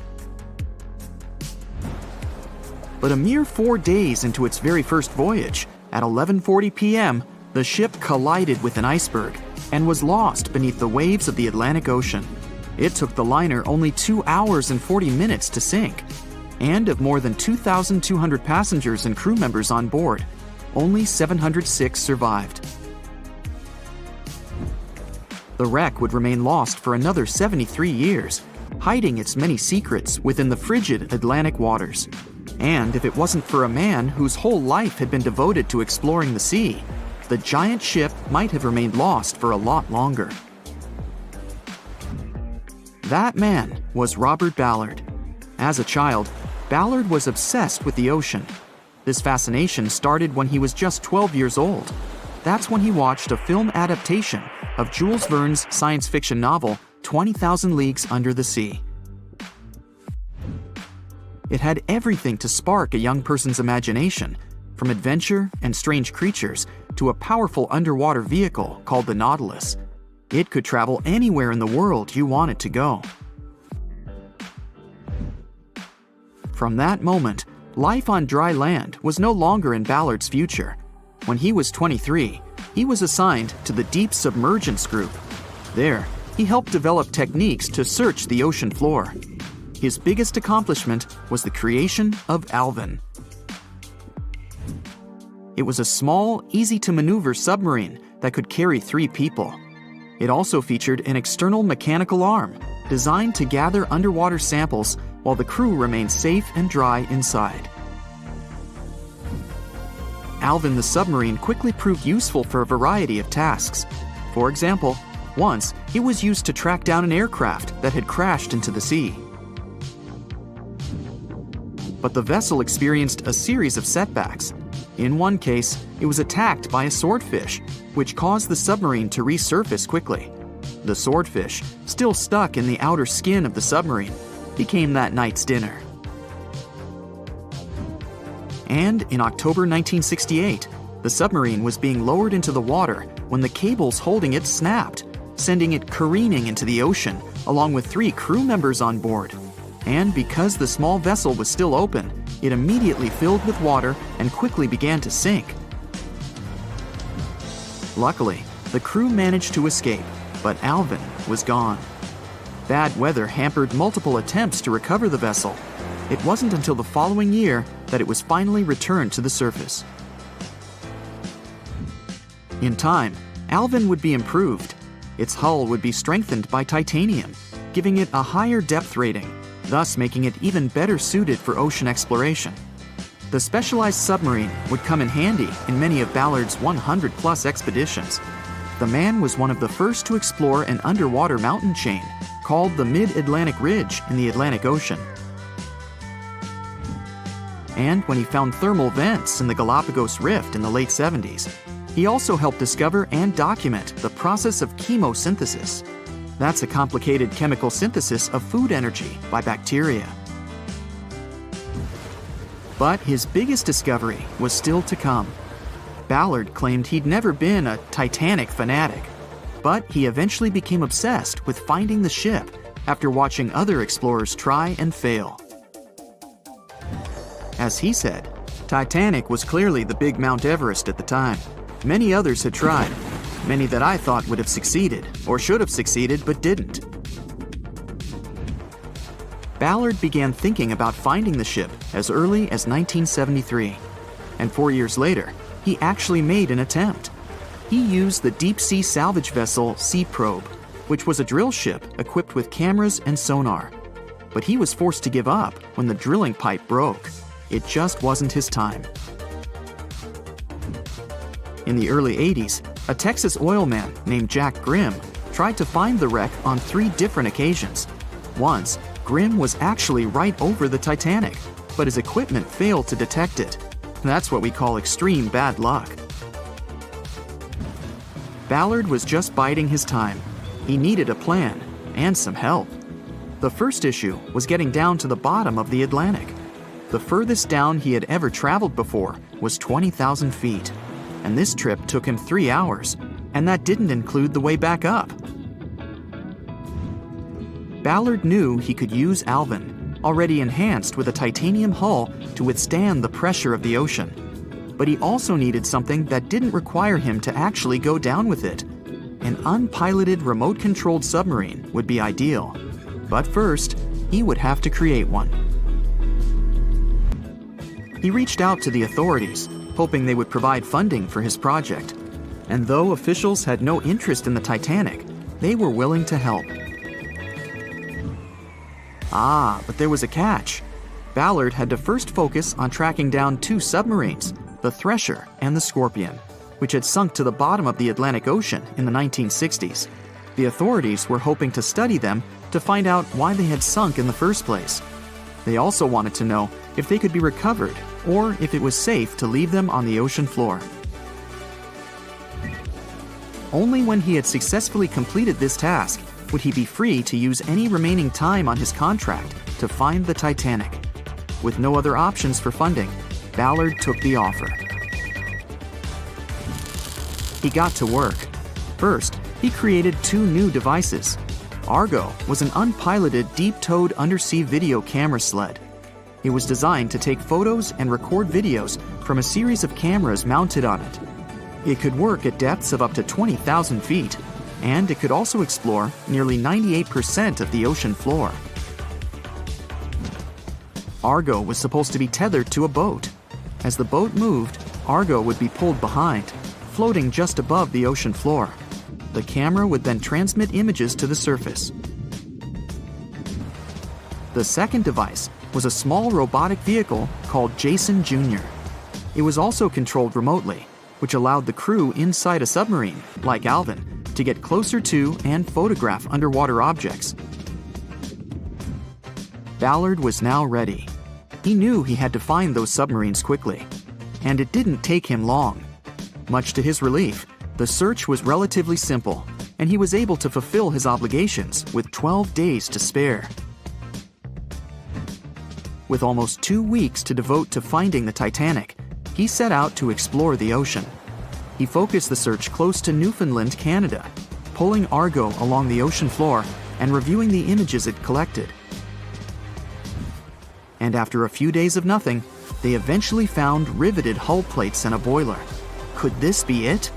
The next day, a ship's large bow was revealed. On September 1st, 1985, Ballard and his fellow crew members realized they had finally found the infamous ship. The discovery resulted in a mix of emotions. Ballard was excited to be the first to find the Titanic's final resting place, but he was also overwhelmed by the sense of grief for those who had suffered when the ship had gone down. Over the next 4 days, the crew explored the wreck. They found the crow's nest, from where the iceberg had first been spotted. Plus, there was finally evidence of how the massive ship had split in two before sinking, with both halves of the ship found.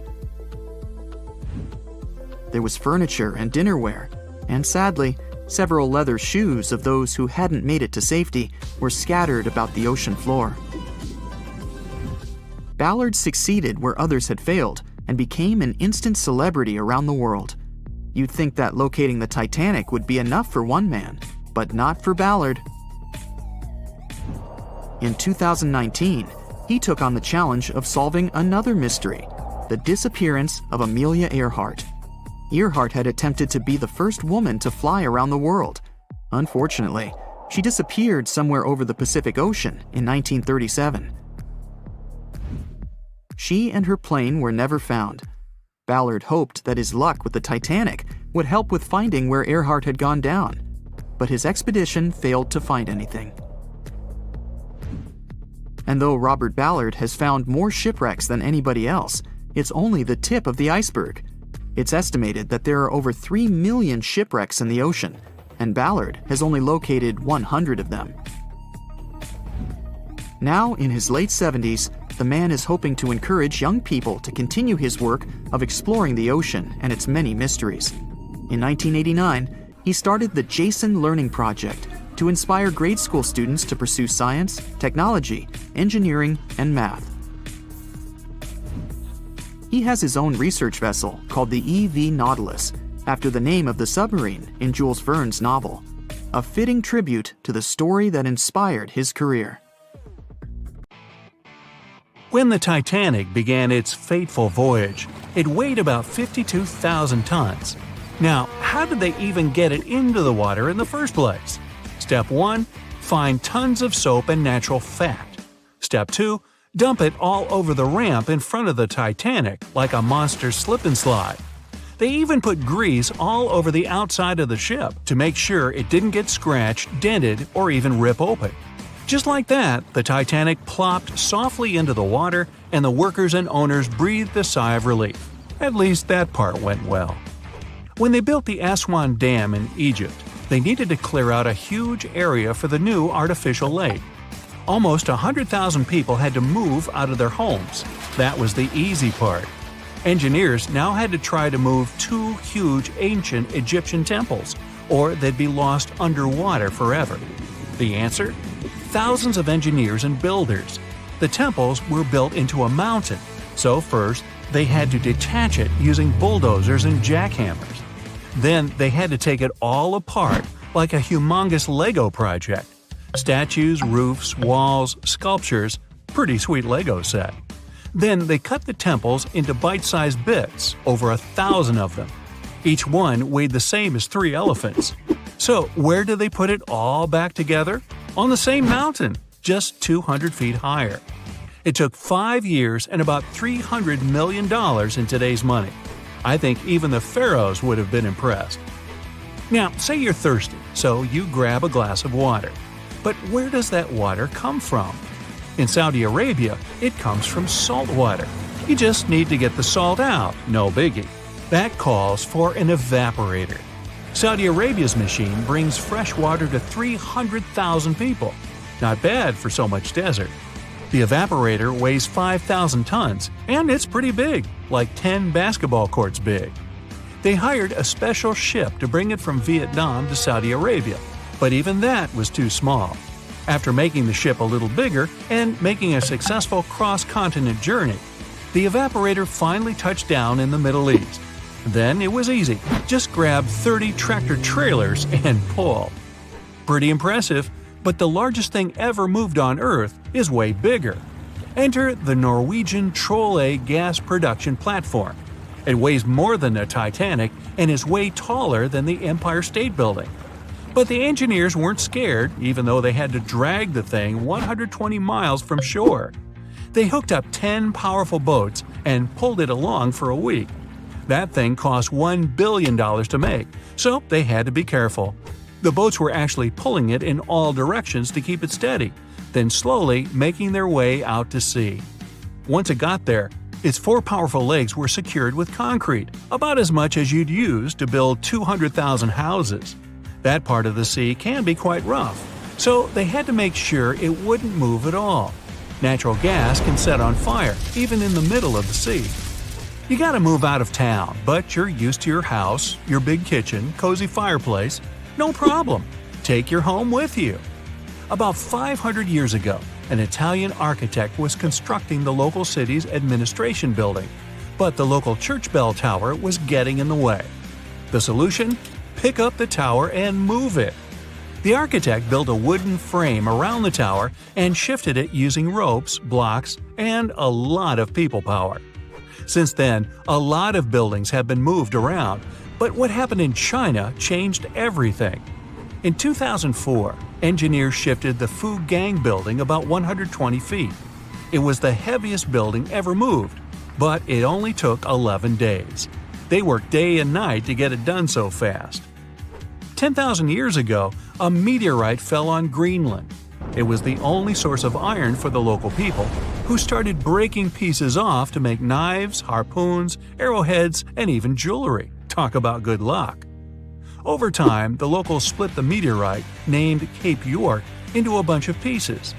Arctic explorer Robert Peary wanted to bring the biggest piece back to the U.S. So, how do you move 30 tons of space rock without trucks or paved roads? Plus, it's 1897 and freezing cold. It took 3 years, but he did it. He ended up building a railway with a special platform to pull it to the nearest shore. It was the first and last railway in Greenland. Peary sold the meteorite for $40,000. Today, that would be about $1 million. In 2012, artist Michael Heiser erected a 340-ton boulder over the entrance to the LA County Museum of Art. It was called Levitating Mass. Installing it was easy. Getting it there, not so much. They had to use a 290-foot trailer and 6 different trucks. They only drove at night 100 miles through 22 cities. The most insane part, it ended up costing $10 million. The Swedish ship Vasa, built about 400 years ago, was almost a celebrity. People were amazed by its size, beautiful decoration, and gold sculptures. First time out to sea, it sank. Why? A gust of wind. Oops. Anyway, about 80 years ago, they decided to pull it out. One plan was to fill it with ping pong balls and freeze it in a block of ice. But instead, they just tied some ropes around it and used 18 lifts to drag it along the seabed to a shallow area. From there, it was pretty easy to lift it out. It was mostly made of wood, not much metal. The ship survived quite well because of the cold seawater and even floated by itself. The shuttle Endeavour flew 25 missions into space, and in 2012, NASA decided it deserved a break. Its retirement home would be the California Science Center. The massive shuttle was loaded onto trailers and driven through LA at the amazing speed of 2 miles per hour. It was the first and probably last time that a spaceship would drive through a big city. They had to clear a pretty big path and ended up chopping down a lot of pesky things like lampposts, traffic lights, power lines, even over 400 trees. But don't worry, they raised a lot of money from the whole thing, enough to plant over 800 new trees. The Statue of Liberty wasn't built in the USA. It was built in France. After 9 years of hard work and a serious amount of copper and iron, she was ready to be given to the United States as a token of friendship. Sending it by mail would take way too much bubble wrap, so they decided to ship it instead. The statue was cut into 350 pieces, loaded into crates, and shipped over to New York. It took them 4 months to assemble all the pieces back together. Talk about Humpty Dumpty. Meet Bagger 288, a self-propelled excavator and the largest land transport on the planet. This beast can shift thousands of cars worth of dirt a day. It finished work in one quarry and had to move on to another. Taking it apart, shipping it, and putting it back together would have been ridiculous. So it just drove over there. It took 3 weeks and only moved at half a mile per hour. To stop it from wrecking everything it drove over, engineers walked ahead, planting grass and covering roads with gravel and dirt. Now, you're walking down the street in France, see a couple of cafes, maybe a nice bakery, and the world's largest gas turbine, named Harriet. Harriet's job? Keep the lights on in over 700,000 French homes. This mammoth turbine weighs as much as 2 jumbo jets and had to travel through France, Germany, Belgium, and the Netherlands. Hey, let's go Dutch! The Great Pyramid of Giza in Egypt is made up of more than 2 million huge blocks of stone. No trailers, no tractors, just some good old-fashioned muscle power. Each block weighs more than 2.5 tons. That's like 30 of me. These guys didn't even have strong metals like iron or steel. They mostly used pieces of wood and stone hammers. April 14, 1912. The Titanic crashed into a huge iceberg and sank. Yep, we've covered that. But what if this time we use the ice to bring the ship to the surface? This requires several thousand feet of wire mesh and a lot of liquid nitrogen. Our goal is to put the Titanic in a huge block of ice that will raise the ship to the surface. Now to do this, you need to wrap the wreck in a wire mesh and cover it with liquid nitrogen. The first problem you face is the inability to wrap the ship completely. You need to somehow lift the ship a little to put the mesh under it. Let's say that by some miracle you manage to do so. Next, you need to transport hundreds of large tanks of liquid nitrogen. You're underwater, opening the tanks, and it's so cold that the icy water of the Atlantic Ocean looks like it's boiling. The nitrogen just sizzles, dissipates, and certainly doesn't create a block of ice around the mesh. Alright, new attempt. Raise the Titanic with the help of huge magnets. For this, you need a large cruiser and some powerful magnets. You attach thick cables to the magnets and lower them to the bottom. Bright projectors illuminate the black ocean depths. Parts of the wreck are visible. The magnets descend lower and cling to the iron hull of the ship. The cruiser pulls the cables and magnets up. Some of them detach from the Titanic as the iron surface is covered with reefs and corals. Some parts of the wreck break away from the ship and rise. The power of the cruiser is not enough. One of the cables is torn. Not only the weight of the individual parts of the Titanic, but also the colossal water pressure interferes with the operation. The sunken ship can't be raised completely, only its small parts. In reality, there has already been an attempt to raise the Titanic in parts. The $5 million operation failed. Nylon slings were attached to a large part of the wreck. The other ends of the slings were connected to the diesel engines. For the entire operation, they used a mini submarine. A piece of the Titanic weighing 21 tons was pulled up, but one of the slings broke because of the strong water pressure.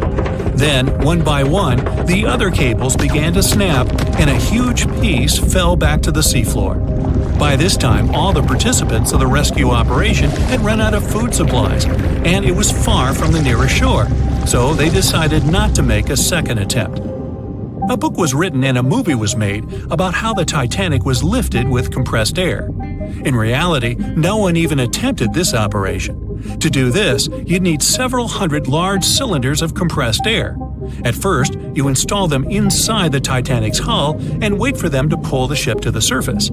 As soon as you lower the cylinders under the water, they immediately float upwards. This greatly complicates the operation. You need to fasten the cylinders with cables and pull them down to the bottom using a powerful submarine, or better yet, several of them. Because of the high pressure, the cylinders might burst. In this case, the blast wave would hit other cylinders and provoke a catastrophe. Too expensive and unsafe. The most expensive and complex plan to raise the Titanic is probably the one where scientists somehow extract hydrogen and oxygen from the ocean water. Then, these extracted elements must fill special containers. Those containers are attached to the ship, and the Titanic would rise to the surface. Even if you extract oxygen and hydrogen from millions of tons of water, the rest of the ocean water will replace it. A machine that will be capable of such filtering should cost billions of dollars. Or you can come up with a chemical element that will use a chain reaction to purify all the water. In this case, the entire world ocean will be left without vital oxygen. Someone once suggested blowing up the Titanic. You'd need to lower several boxes of dynamite to the ocean floor. The boxes must be completely sealed to prevent the dynamite from getting wet. Next, you need to run several miles of wire conducting an electrical current to them. Once all this is done, you sail to a safe distance. Now, you're going to press the button to pass the current through the wire and activate the dynamite. 3, 2, 1, stop! Why would you do this? Even if it works, the wreckage of the Titanic will be scattered in all directions on the seabed. It will be impossible to lift the Titanic from the ocean. Imagine a huge hook that can fetch the Titanic and lift it from the bottom like a fish. This hook must be huge to pick up a sunken ship. Let's say you created it. Next, you're on a huge cruiser, sailing up to the crash site and lowering the hook down like an anchor. It falls right on the Titanic but doesn't cling to it. You need special equipment to attach a bus-sized hook to the Titanic. It would include a huge submarine with mechanical arms. To build such a device and make it work under enormous pressure is already next to impossible. But let's say you finally managed to hook the Titanic. It's then you realize the cruiser doesn't have enough power to lift the ship, weighing more than 50 tons, and the hook that adds about 10 tons more. To complete your task, you'll need a few more cruisers and a few extra $1 million. Once hot wax cools, it hardens and floats on the water surface. What if we deliver it to the ocean floor and pour it inside the Titanic? This may work, given that wax is not an expensive material. So, you melt the wax, pour it into strong tanks, and pull them to the bottom with the help of a submarine. The tanks can withstand enormous pressure, and the submarine has enough power to lower the wax to such a depth. The containers are placed inside the Titanic. Through a remote control, you open the containers, but the wax doesn't pour out. The deeper you go, the colder the water gets. While you were delivering the containers to the ship, the wax was cooling down and getting solid inside. Several containers are pressed against the top of the ship, but it's not enough to lift the Titanic. Other containers simply float away to the surface. And even if the containers were thermostatic and kept hot inside all the time, once released, the wax would solidify in an instant. There would just be no time for it to spread and cover the Titanic from within, so it would just float up as well. Alright, you fill several large and sturdy bags with Vaseline. This substance acts just like wax in the cold. It gets solid and floats. You want to put bags all over the Titanic and just wait for the Vaseline to bring it up. You load the bags into the submarine and descend to the ocean floor. Some parts of the ship can't be reached because of the clinging corals. You decide to unload all the bags in one place, but as soon as you take Vaseline out of the submarine, the bags tear due to the strong pressure. Solid pieces of Vaseline float up, pushed by the water. Mission failed. The craziest idea is to fill the Titanic with millions of ping pong balls. Small plastic balls filled with air should push the ship to the surface. But as soon as you start to lower them to the bottom, the plastic immediately flattens and all the air from the balls pops out. You can deliver the balls inside a submarine, but once you put them inside the Titanic, the pressure will crush them again. Also, you can create balls made from strong ultralight material and fill them with air. In this case, you will need much more money. As soon as you put the balls inside the ship, some of them will immediately slip through the holes in the ship, and the remaining ones won't be enough to lift the wreck weighing more than 50 tons from the bottom. Well, to study the Titanic, you don't need to go down to the ocean floor. On the internet, you can find a detailed 3D map that shows the wreck site, as well as the ship itself on the seabed. To get a realistic picture of the Titanic, researchers used sonar technologies and underwater robots, which took more than 10,000 pictures of the sunken ship. So, what do you think? Leave it alone? Yeah, me too. It was the biggest ship ever built in its time, and it was supposed to be unsinkable. But within days of steaming out on its first voyage in 1912, the Titanic was gone beneath the relentless waves of the North Atlantic Ocean. And of its more than 2,200 passengers and crew, only 706 survived that dreadful night. Would a smaller ship have fared any better in the same situation? Did the size of the iceberg truly matter in the end? Was it a mistake for the ship to change course at the last minute as it tried to avoid impact? These are three questions that have people pondering, what if? We do know that Titanic was considered an engineering marvel in its day. Designed by Thomas Andrews for the British shipping company White Star Line, it was just over 880 feet long and 175 feet tall. Built with abundant space for 840 staterooms, a swimming pool, a squash court, a gym, and 2 dining rooms. But it was below deck that one of its most impressive new features could be found. Titanic's hull was divided into 16 compartments designed to be watertight. Up to 4 of these compartments could take on water in the event of a breach, with the remaining 12 helping to keep the damaged ship afloat. It was thanks to these compartments that the ship was regarded as unsinkable. Rumor has it that Philip Frank, White Star Line's vice president, even declared, "There is no danger that Titanic will sink.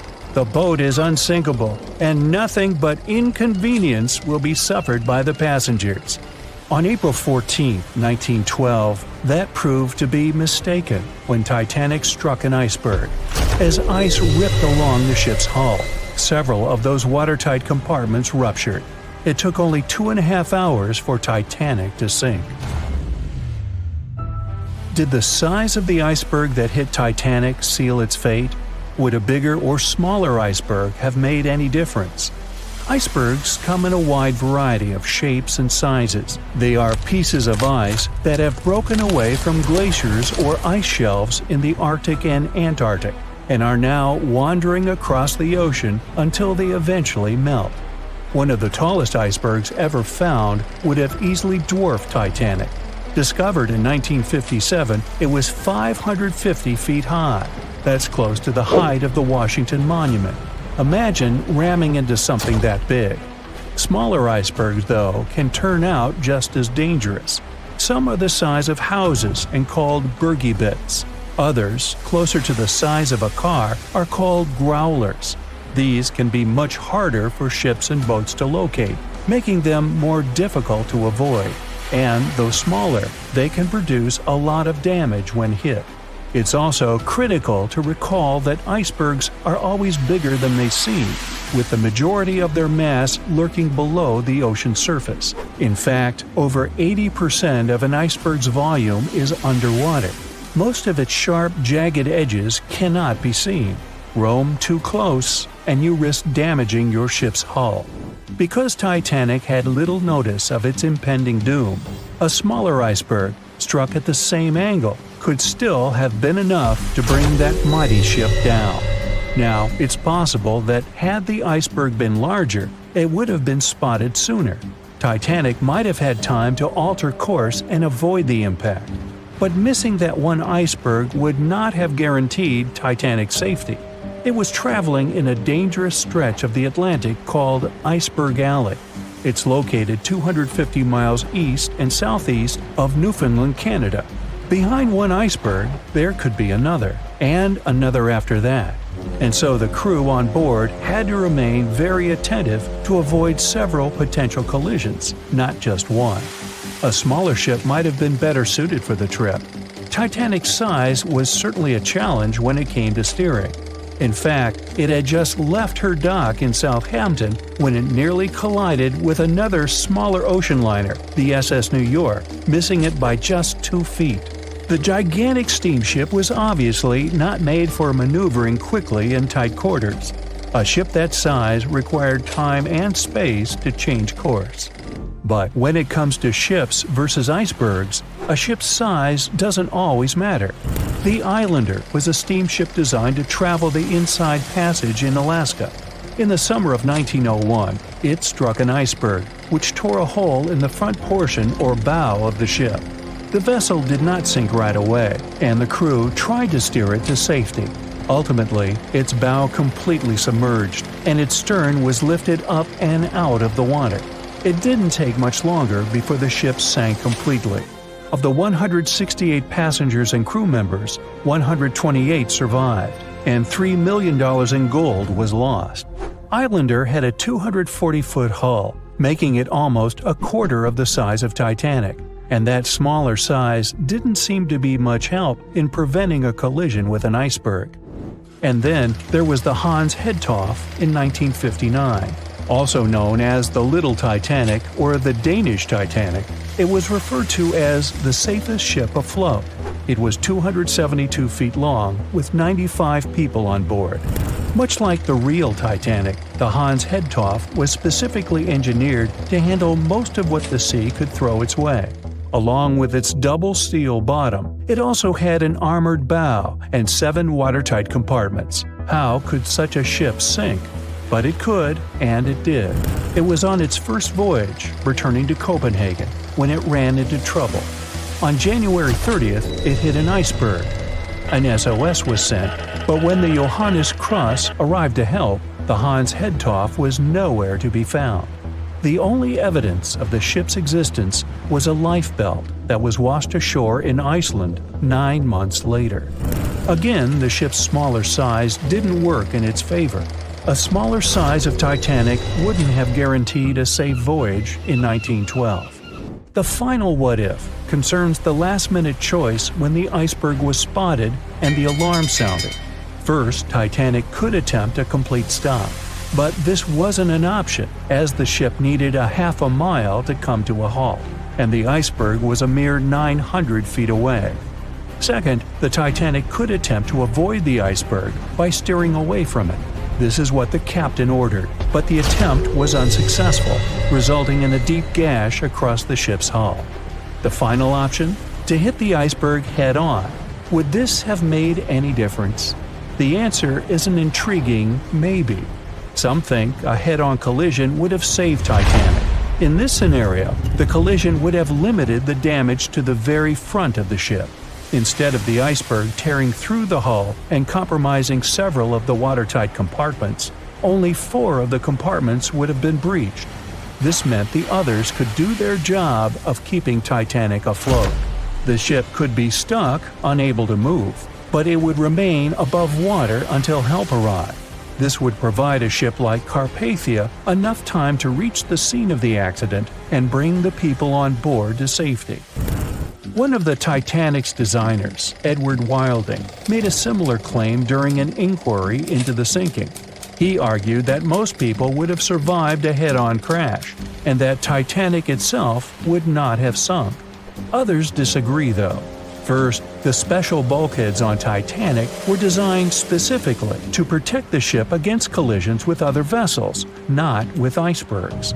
These compartments would crumple upon impact, absorbing some of the force while the other ship absorbed the rest. Though the damage would still be extensive, the remaining bulkheads would keep the ship afloat. But an iceberg does not have the same flex in a collision as you would experience with another ship. Most of the force would be absorbed by Titanic, resulting in greater damage to the ship. Even worse, the impact would be carried through the full length of the ship. Rivets would burst, seams would tear, the compartments would quickly flood, and the ship would sink even faster, resulting in fewer survivors. In any case, as with most what-ifs, we'll never really know the answer. As tragic as Titanic's first and last voyage was, it did result in changes that helped make venturing out to sea much safer.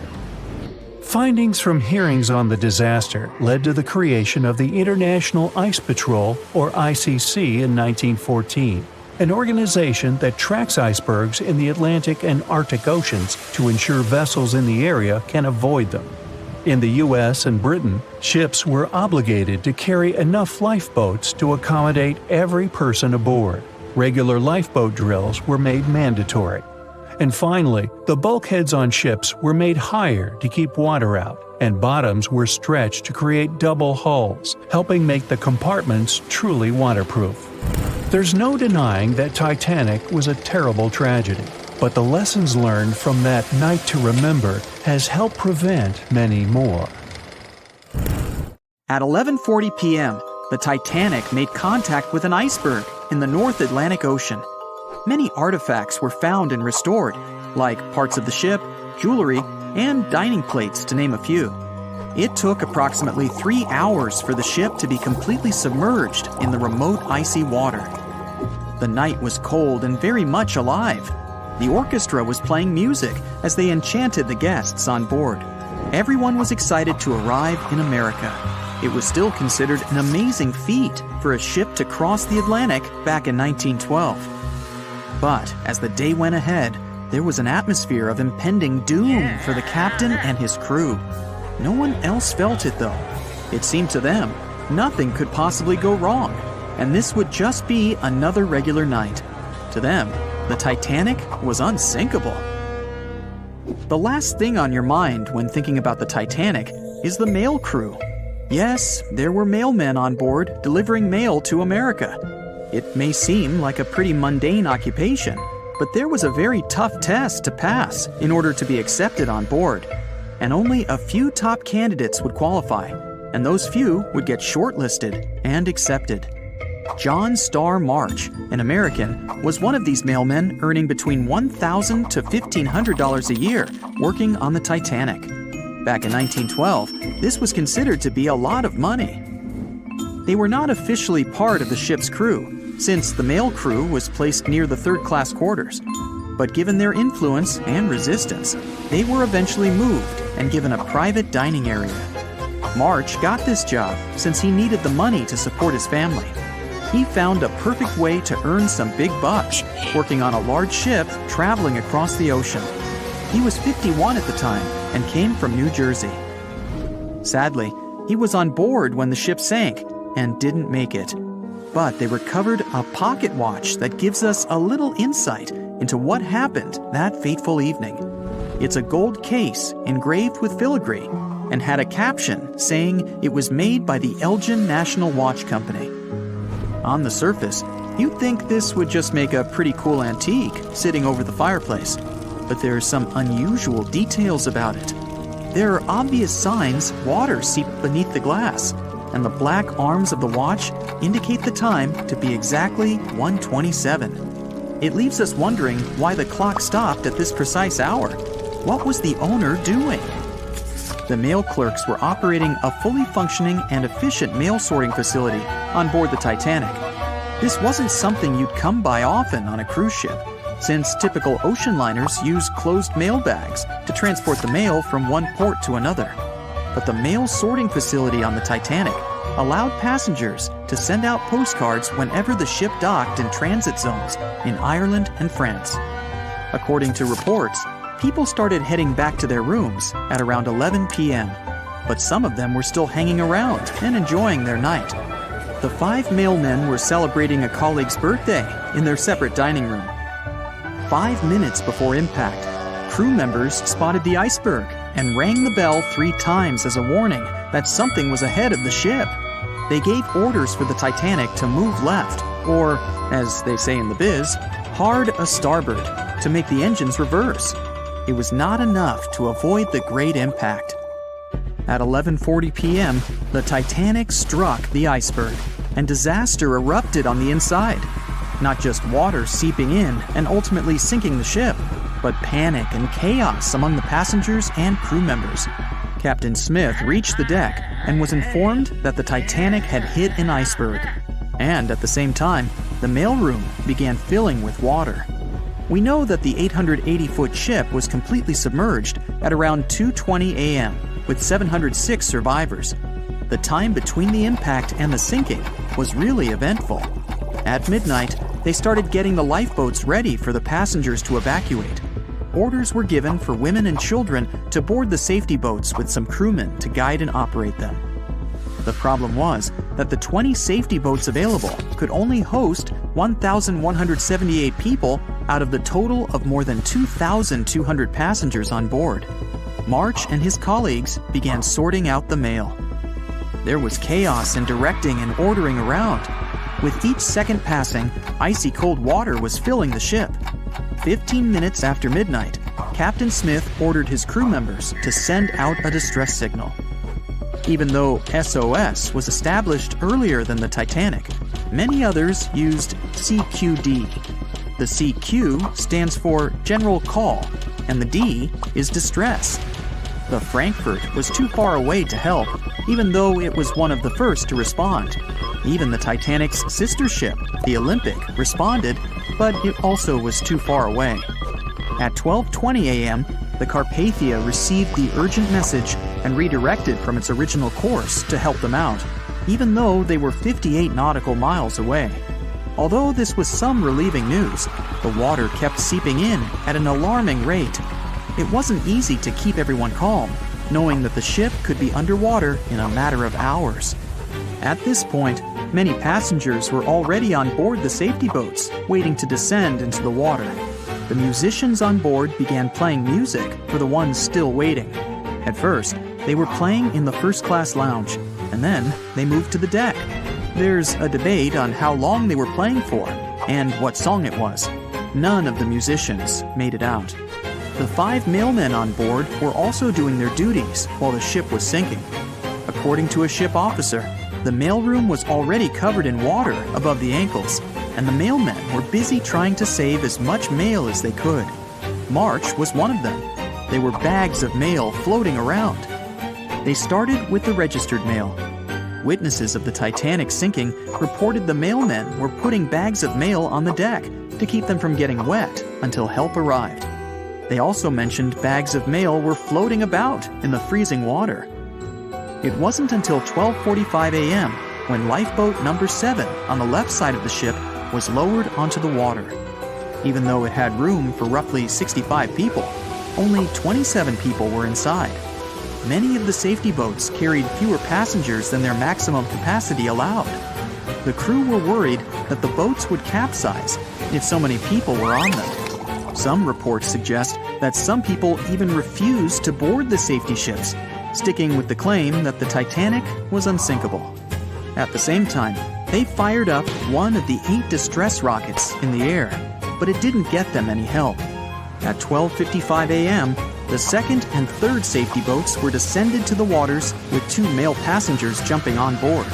5 minutes later, another safety boat was lowered with around 39 people. At this point, water entered the base of the grand staircase. In the next 20 minutes, more safety boats were lowered, most of them underloaded. Still no help. The Carpathia was still on the way. Panic was growing, and tensions were rising. There was a lot of anger for people being left behind. At around 1:30 a.m., things were getting out of control. The organized boarding of passengers to the safety boats stopped. March's watch stopped 3 minutes earlier, which could mean he was part of the scuffle between crew members and passengers. It took 3 hours for the Carpathia to arrive. March wasn't among the survivors. His watch proved to be one of the essential findings lost in the wreckage of the Titanic. It was eventually returned to March's 2 daughters, and now it's in one of the collections of the National Postal Museum. March was a man who did what he had to do in the worst circumstances. Time was a precious commodity for the people on board the ship, and this watch proved valuable to learn more about the tragic yet inspiring stories of the Titanic. They said it was the most technologically advanced ship.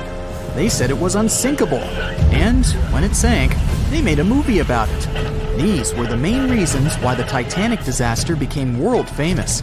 But unfortunately, this is not the only large-scale shipwreck. And sadly, there have been cases much worse than the tragedy of the Titanic. One of them occurred on April 27, 1865. The Sultana steamboat carried passengers and cargo daily between St. Louis and New Orleans. It was a pretty large wooden boat with 3 decks and was 260 feet long and 70 feet wide, almost twice the size of a basketball court. The ship could carry about 350 passengers, but on that unfortunate day, more than 2,000 people were on it. On April 23rd, she was making a routine voyage from New Orleans when it broke down.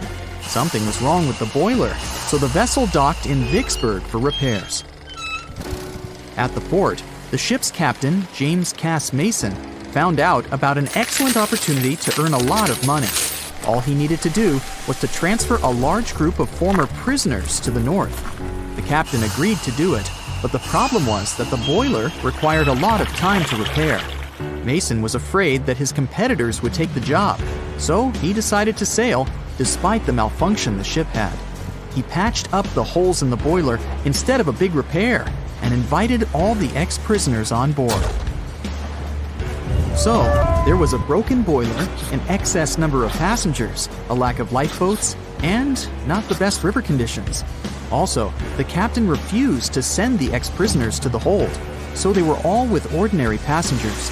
There were strong chances for a shipwreck, but the greedy desire to earn more money was stronger.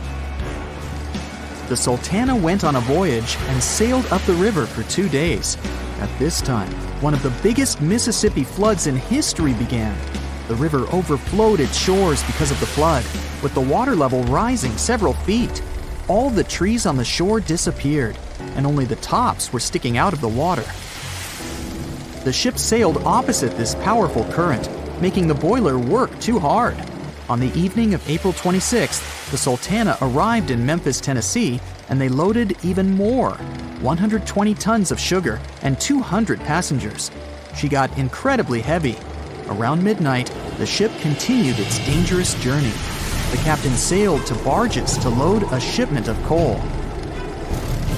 At 1 a.m., the vessel left the barge. At 2 a.m., the broken boiler, unable to withstand the load, suddenly exploded. The Sultana was just 7 miles north of Memphis. Few people survived that day. The problem was that passengers trying to escape from the fire jumped into a cold river with a strong current. The Sultana disaster is considered the most tragic shipwreck in the history of the United States. The exact number of those who didn't survive is still unknown. According to various sources, this number was from 961 to 1,800 people. Don't be surprised that almost no one knows this story. There were many more survivors in the Titanic tragedy, and everybody heard about it. But the Sultana sank during one high-profile event. 12 days before the shipwreck, the country lost Abraham Lincoln. People hadn't yet recovered from this news, so no one paid much attention to the tragedy of the Sultana.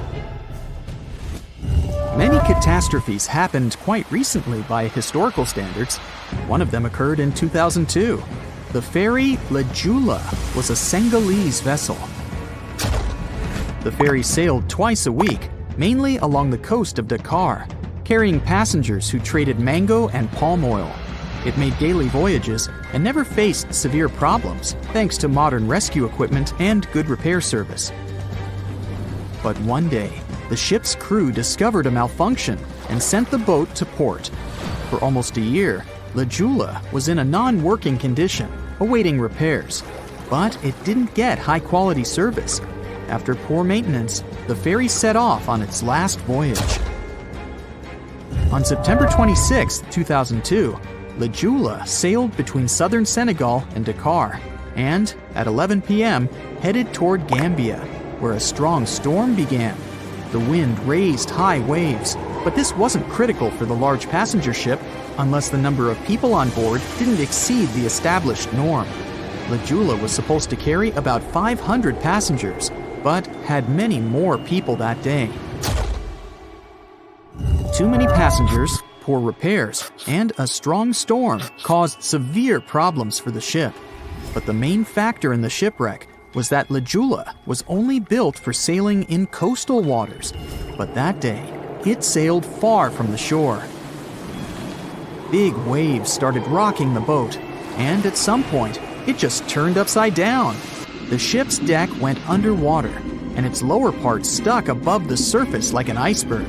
All the passengers sitting in cabins fell on the ceiling and lost their orientation in space. There were no holes or damage in the ship's hull, and water flooded the lower decks for a long time. The vessel stood in a twisted position for several hours. Then, the boat began to sink when the water seeped through the deck and hold. The ocean was warm, but no one came to save the passengers. People had to wait almost 4 days to be rescued. Unfortunately, only a few managed to survive. The Philippines is a very dangerous area for ships. This place consists of several thousand islands and a vast area with shallow water. Ships can run aground and damage the hull with reefs and pitfalls. On September 20th, 1987, one of the most terrible disasters in navigation history occurred there. A Philippine passenger ferry called Dona Paz left one of the islands and sailed toward Manila. The sun was shining, the ocean was calm, and the visibility was good. But for some reason, the crew members didn't notice how the tanker Vector was approaching them. The two ships collided at low speed.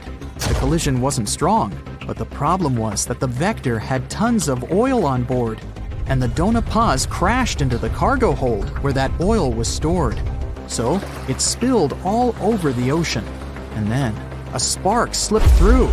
Not only did the two ships catch fire, but also filled with water. Both ships sank in a matter of seconds. Only a few dozen people survived that disaster. On September 27, 1854, the passenger ship Arctic sailed from Liverpool to New York.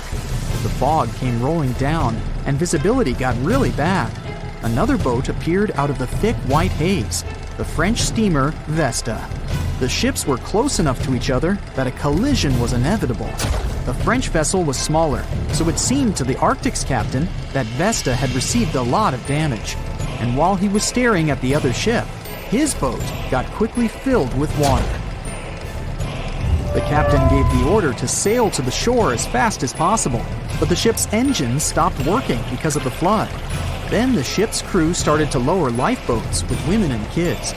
Still, when rescuers found lifeboats with people, it turned out that only 87 out of 400 people survived, 65 crew members and 22 passengers. Surprisingly, there were only grown men among them. The ship's captain survived by clinging to the wreckage. All newspapers wrote about this story as one of the most terrible and shameful tragedies in navigation history. The survivors were criticized because they didn't save women and kids, and the crew members were accused of violating the law, since the safety of passengers should be higher than the safety of sailors. But despite this, none of them were brought to responsibility. Unfortunately, shipwrecks still occur to this day, but fortunately, there are fewer of them than before, thanks to modern navigation systems and radar. But no technology can guarantee there won't be a super strong storm or any other emergency that no one can foresee. "I'll never let go, Jack. I'll never let go," said Rose. Then she did let go, and the whole movie theater burst into tears. It happened when Titanic came out in 1997. Alright, who am I kidding? It's really hard not to cry when you watch this scene for the 10th, 20th, and 50th time almost 30 years later. But did this great love story happen in real life? Or did James Cameron just invent it for some good drama? As much as I don't want to disappoint you, Jack and Rose never fell in love on board the real Titanic. There was a real Jay Dawson on the luxurious ocean liner, but he was a crew member, and his full name was Joseph. The real-life inspiration for Rose was the American artist Beatrice Wood. James Cameron came across her biography while he was working on the first draft of the script, and decided to bring her love for art and family background into the story. It doesn't mean that the movie is completely off when it comes to historical accuracy, though. The unsinkable ship that sank departed from Southampton, England to New York, and was 400 miles south of Newfoundland on April 14th when crew members noticed the iceberg. The contact with it lasted 37 seconds, precisely as long as the corresponding scene in the movie. Remember this guy, Thomas Andrews, who was wandering around with a small notebook and pencil? He was the real ship designer. Andrews was quite talented at what he did, and had worked on many successful projects before the Titanic. He would normally travel on the ships he designed during the maiden voyage to make sure everything was going smoothly. He boarded the Titanic as one of the first-class passengers, and was taking notes all the time. After the unfortunate rendezvous with an iceberg, Andrews was seen inspecting the flooded parts of the ship with Captain Smith. According to his sad forecast, the Titanic would have gone down in about 2 hours. One of the stewards claimed that he had seen Thomas Andrews moments before the sinking. He chose not to leave the Titanic and didn't put on his life belt. No one had seen him ever since. Another memorable moment from the movie is a boy playing on one of the decks with his spinning top. This was an accurate recreation of a real photo that was taken on board the Titanic on April 11, 1912. The passengers in the photo are first-class passengers Frederick Spedden and his 6-year-old son Douglas. The family was going back home to America after traveling around Algeria. When the evacuation of passengers began, Spedden's nurse told him they were going to see the stars. They say he had successfully slept through the entire drama and woke up safe and sound in a lifeboat the following morning. His father had also survived the sinking. Sadly, an automobile accident took the life of Douglas just 3 years later. One of Titanic's most charismatic ladies, both on the screen and in real life, got her nickname Unsinkable Molly Brown for a good reason.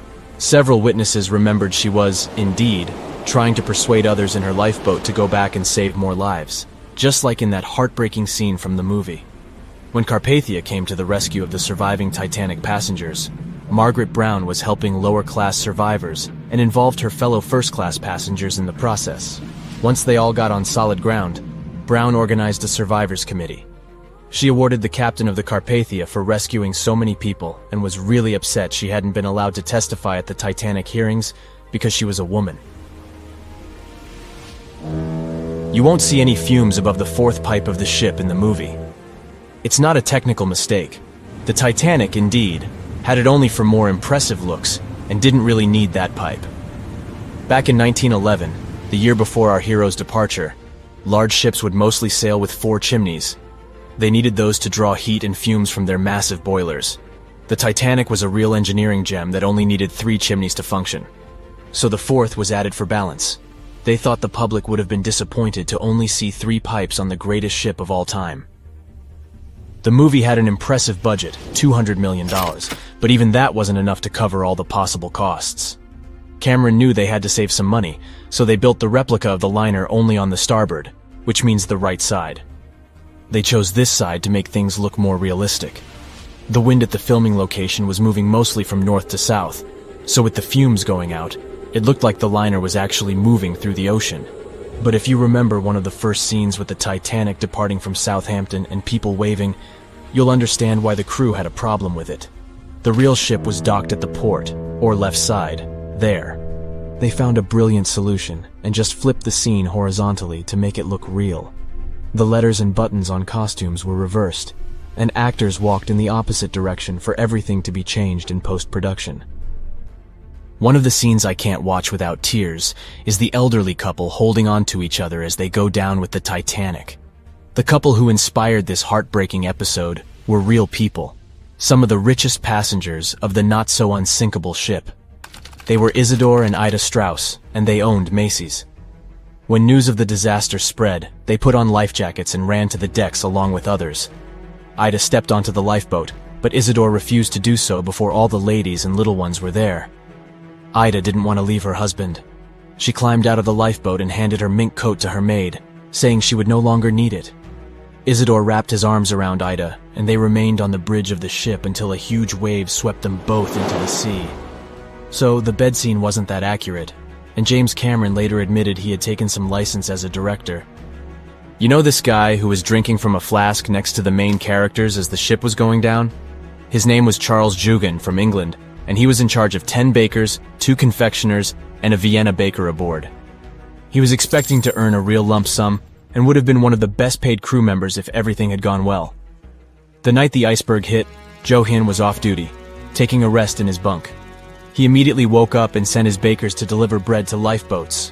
He then returned to his room for a drink. Once he came back on the deck, he helped others get in his assigned lifeboat.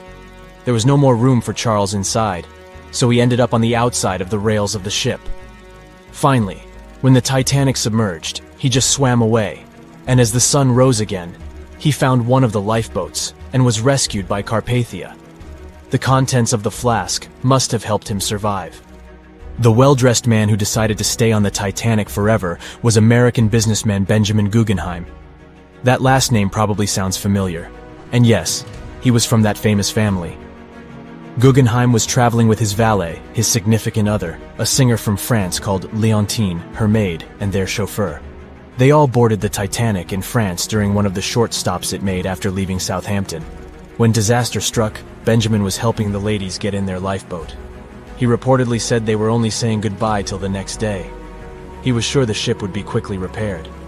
After helping many women and youngsters get in the boats, Guggenheim chose not to fight over the remaining seats. He and his valet returned from the decks to their first-class suite and put on their finest suits to go down like gentlemen. The cause of the Titanic crash was an iceberg, or so we've always been told. But new research has come to light that debunks this theory. On April 15, 1915, Titanic, the biggest ship of its time, completely disappeared under the ice-cold surface of the Atlantic Ocean. It's hard to believe that such a massive and expensive creation could be destroyed by one simple iceberg, right? Well, recent findings suggest that the real cause of the disaster was a fire, not an iceberg. For over 3 decades, journalist Sinan Maloney has dedicated himself to studying the sinking of the Titanic. During his research, he made a significant discovery that shed new light on the well-known story. Maloney discovered a massive black spot on the hull of the Titanic, which measured an impressive 30 feet in length. He found it thanks to an unpublished album of photographs that showcased the construction and preparation of the ill-fated ship's first and final journey. Can you believe that most probably the fire on the Titanic had been burning at extreme temperatures for 3 whole weeks before anyone noticed it? Crazy, right? Apparently the high temperature corrupted the metal, making it 75% weaker. That's why the iceberg was able to make a hole in the ship. If not for the fire, the Titanic might have survived the crash because the iceberg apparently hit the exact spot we are talking about. And this is only one link in the chain of incredible coincidences that brought the Titanic down. The people in charge of the Titanic knew about the fire and knew the ship shouldn't have set sail. But they didn't want to go bankrupt and cancel the trip, especially since there was a coal shortage due to miners being on strike. The trip was already sold out, and there were no alternatives. Other ships canceled their trips due to low demand. Everyone wanted to board the Titanic, so the management bought up all the coal they could find, even from other ships, and set off. It was all about making money. To hide the truth, they turned the ship's hull so that the marks weren't visible from the dock and faced the sea. This way, the passengers wouldn't see them. Here's another sad twist in the Titanic's story. Back then, there weren't any sonar systems to detect danger, so specially trained people had to watch out for threats using binoculars. But the binoculars on the Titanic were locked away in a special compartment, and the only person with the key, Second Officer David Blair, was replaced last minute before the ship took off. He forgot to hand the key over to his replacement. This mistake wasn't discovered until 3 days later when the ship was already at sea. If they had the binoculars, they might have seen the iceberg in time and avoided the crash. But even if they had the binoculars, they might not have been able to avoid the crash because the Titanic was going faster than it was supposed to. They were behind schedule and didn't want to ruin the ship's reputation, so they were going way beyond the speed limits the ship's construction could sustain. One of the biggest mistakes made on the Titanic was the decision to not include enough lifeboats. Even though the ship needed around 60 of them to contain all the passengers, it was only equipped with 20. The designer, Alexander Carlisle, had initially planned for 48 lifeboats, but this number was reduced for aesthetic purposes. Apparently, having too many lifeboats would have made the deck look too cluttered.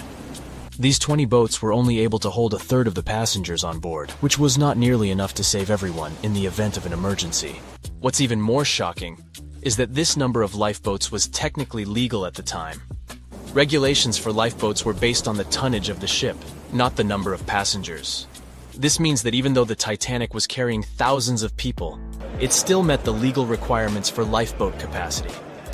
Another serious mistake made by the crew was the decision to cancel the lifeboat drill scheduled for the day of the disaster. Lifeboat drills were standard practice on ocean liners at the time, but for no apparent reason, Captain Edward John Smith chose to cancel it. This meant that passengers were not prepared for an emergency, and the crew was not adequately trained to handle the situation. When the ship hit the iceberg, chaos ensued, and it took over half an hour to launch the lifeboats instead of the usual 10 minutes. Some folks put the blame on Captain Smith for the fact that the first set of lifeboats left partially empty. The very first lifeboat, which had seats for 65 people, only carried 27 passengers. There is an objective reason for this. At the beginning, people were reluctant to abandon the ship and didn't understand the gravity of their situation. In 2012, researchers uncovered that Captain Smith failed his initial navigation exam. Although he eventually passed, some people wonder if this could have played a role in the disaster.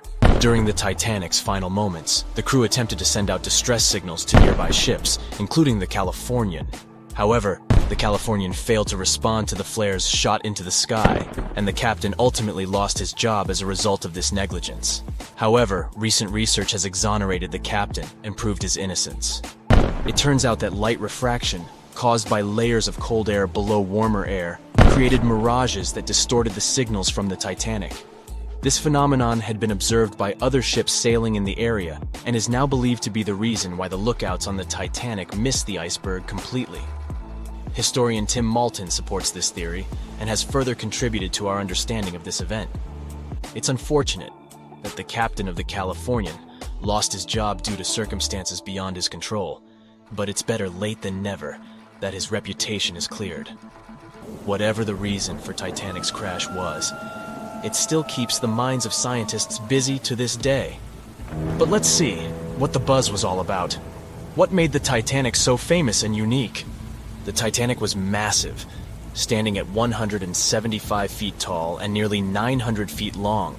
The ship was so enormous that even the officers took over 2 weeks to memorize all the decks and passageways. You could be walking miles along its corridors. The construction cost of the ship was a whopping $7,500,000, which would be equivalent to about $166 million in the mid-2010 ES, due to inflation. Interestingly, the production cost of the Titanic movie in 1997 was even higher at $200 million.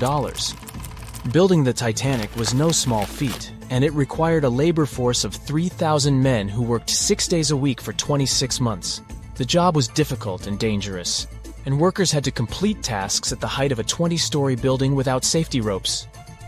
Nevertheless, they were paid a competitive wage of £2 a week, which was considered good pay at the time. The inside of the Titanic was inspired by the luxurious Ritz Hotel in London. The most impressive feature of the ship's interior was the grand staircase, which extended through 7 of the ship's 10 decks. The staircase was adorned with ornate paintings, bronze cherubs, and oak paneling.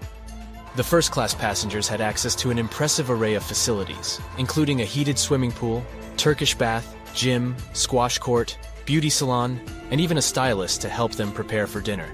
First-class passengers on the Titanic were pampered to an extraordinary extent. They had their own onboard newspaper, the Atlantic Daily Bulletin, and even their dogs were taken care of with a special area where they could be fed, walked, and trained during the voyage. The first-class meals were a grand affair, with 13 courses and a different wine for each course. These dinners could last up to 5 hours, and they were certainly something to look forward to. With such opulence and luxury on board, it's not surprising that so many people were eager to take the first trip on the Titanic.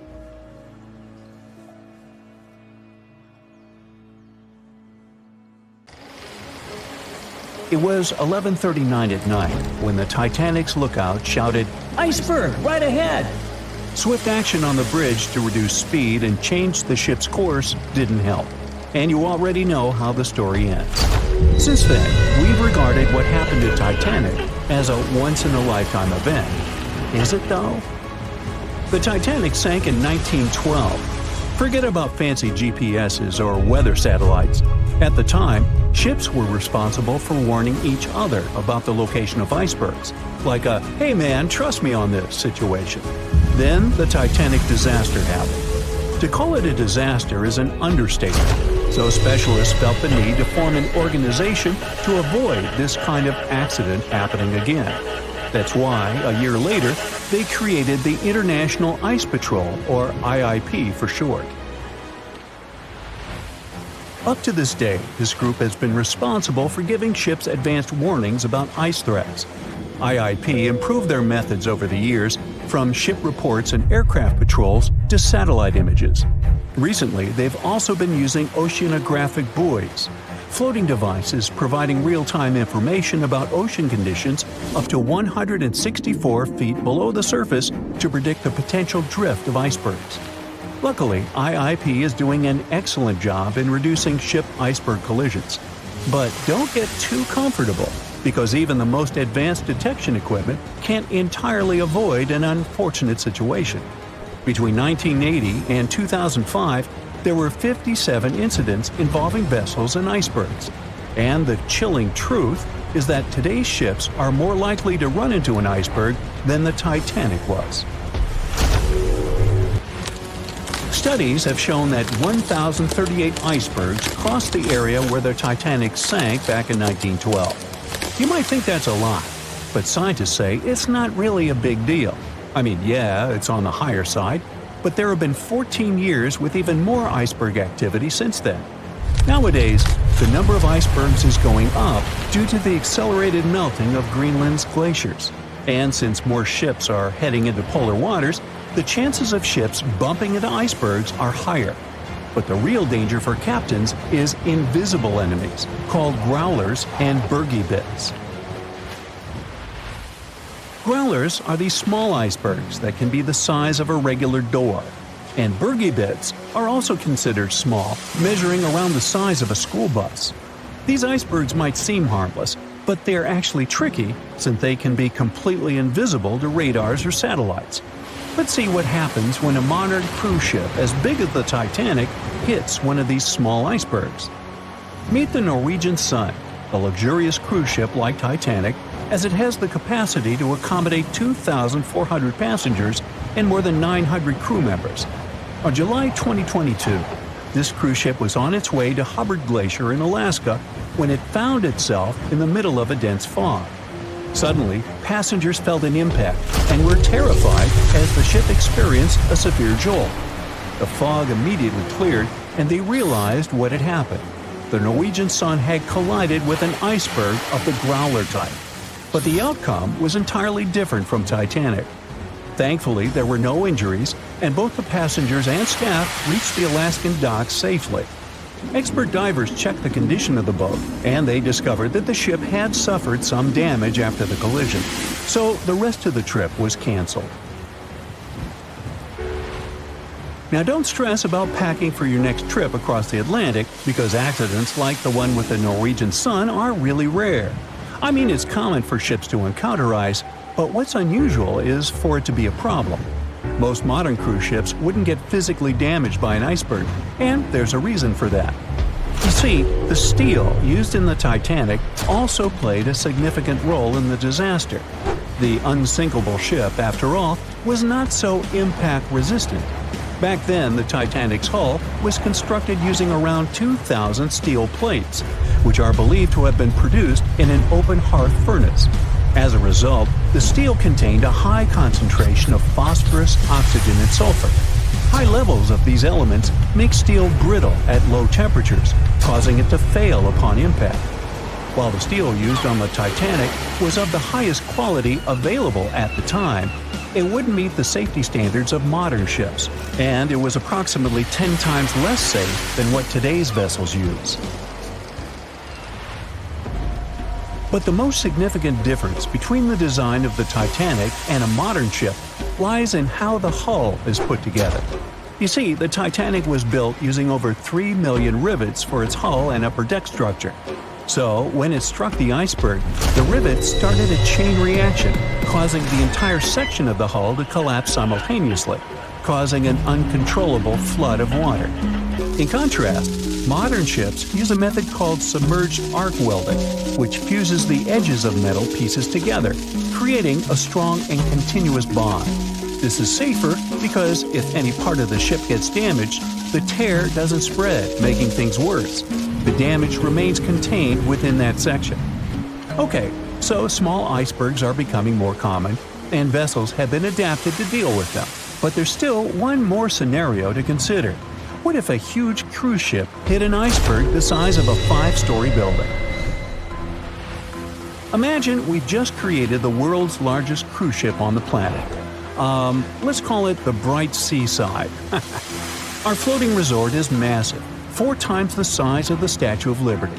It's longer than the Titanic by 318 feet and carries about 3 times more passengers and crew. And just like the Titanic, our fictional ship can cruise at a top speed of around 23 knots. Now, picture this scenario. The Bright Seaside is cruising at full speed in freezing waters. It's the middle of the night, and the captain doesn't realize that all the iceberg detecting equipment on board isn't functioning. It stopped working 3 days ago. It's very foggy out there, and the lookout also fails to spot a 45-foot tall iceberg. If that whole situation played out, and the ship smacked into the iceberg head-on, well, it could potentially lead to a sinking. But you can see how unlikely that is, right? That's why experts are quite confident in saying that ice isn't likely to sink modern cruise ships. It's also worth mentioning that safety measures have improved a lot since Titanic. A modern large vessel can take days to sink, which provides enough time to keep everyone safe. Crews are definitely better prepared to handle evacuation procedures, and passengers should also go through safety training before cruising. I know, it is annoying to do that when all you want to do is drink a lemonade or some other beverage by the pool. But, all these safety tips are what saved the MS Explorer from becoming a modern Titanic. You see, back in 2007, all 154 people on board this Antarctic cruise ship managed to get into lifeboats after the ship hit an iceberg. Now, imagine their panic as they waited for help for 4 hours. The crew did an excellent job in keeping everybody safe, no doubt. But a report that came out 2 years later said that the MS Explorer accident had happened because of the inexperience of the captain, who had pushed the ship too fast into a wall of ice in the freezing waters of Antarctica. That means that no matter how much tech a ship's got or how fancy its materials are, if you've got a careless captain and a crew that doesn't know how to handle an iceberg hit, yep, a disaster similar to Titanic could happen again. But hey, you shouldn't stress over it. Trust the professionals and keep in mind the odds. In the last 30 years, the MS Explorer was the only cruise ship that sank thanks to an iceberg, and everyone survived. So kick back and enjoy your sea vacation. The year was 1854, and the SS Arctic, the fastest passenger liner of its time, set out to cross the Atlantic. As it sailed through the misty veil, it slowly disappeared into the unknown.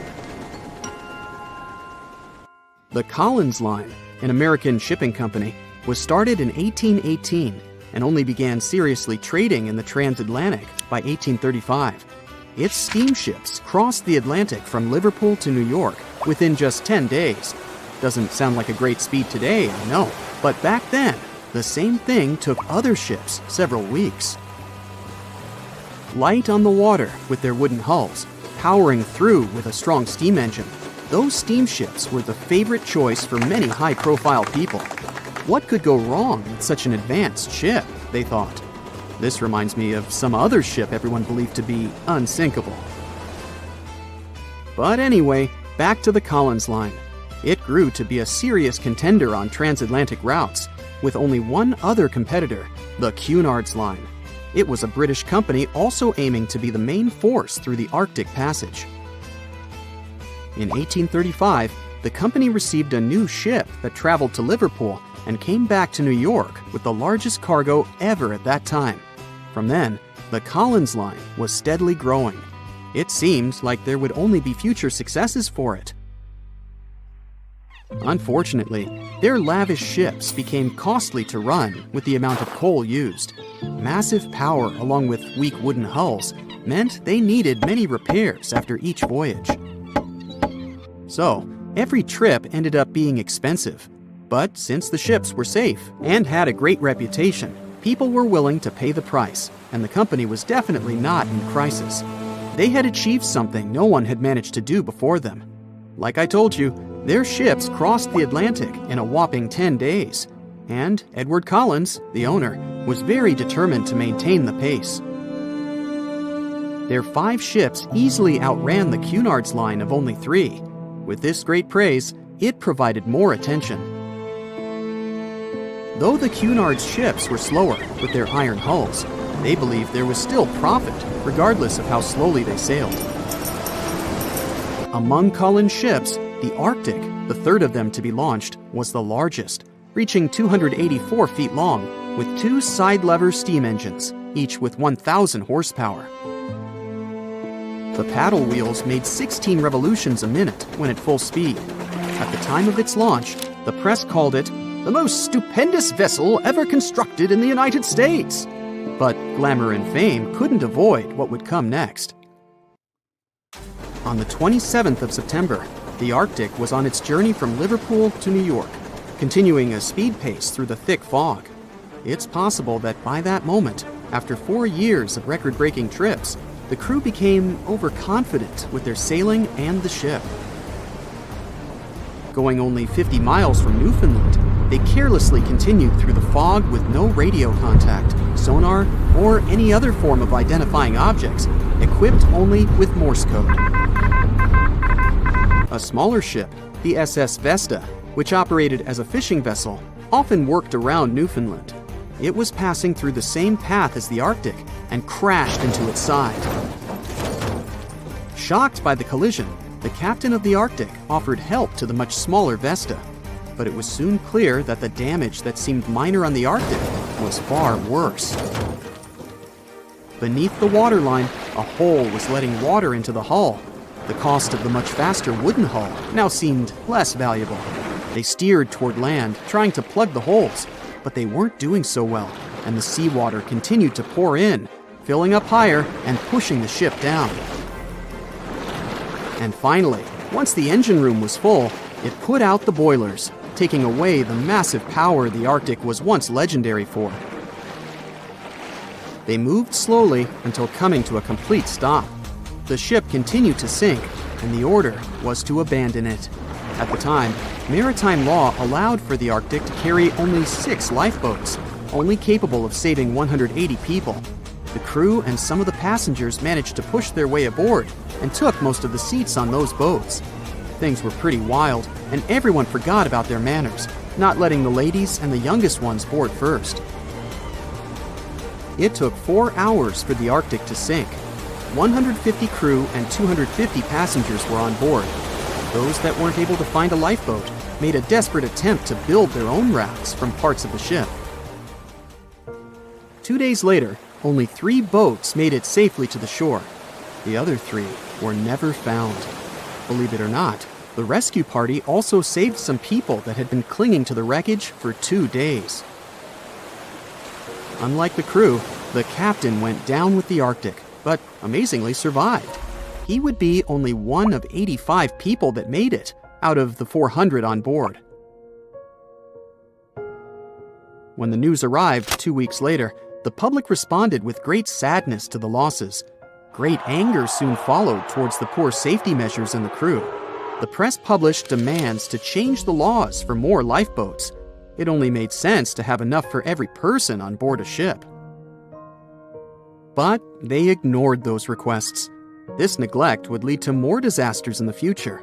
Enough lifeboats would only come into maritime law some 60 years later, after the disaster of the Titanic. Edward Cullen's wife and 2 children were also aboard the ship and didn't return. He was heartbroken, but didn't stop running his business. The Collins line still had a reputation to uphold, the biggest, fastest, and most luxurious on the Atlantic. Edward Collins would now build an even better ship than any other. It was named the Adriatic, and it was the largest ship in the world, 354 feet long. With 2 alternating steam engines that had never been built of this size. These steam engines at the time were at the height of engineering, though today you can only see them in models and toys. With the new addition of 2 masts, the Adriatic would also be able to sail if needed. Luckily, they made some lessons from the disaster of the Arctic. But before their new ship, the Adriatic, was built, another disaster had occurred. The sister ship of the Arctic had also sunk. They believe this second ship was desperate to stay in front of the Cunard's line and hit an iceberg somewhere during the race. This weird contest took the lives of 141 people. The desperation of Collins and his weakly built hulls pushed the company towards bankruptcy in 1858.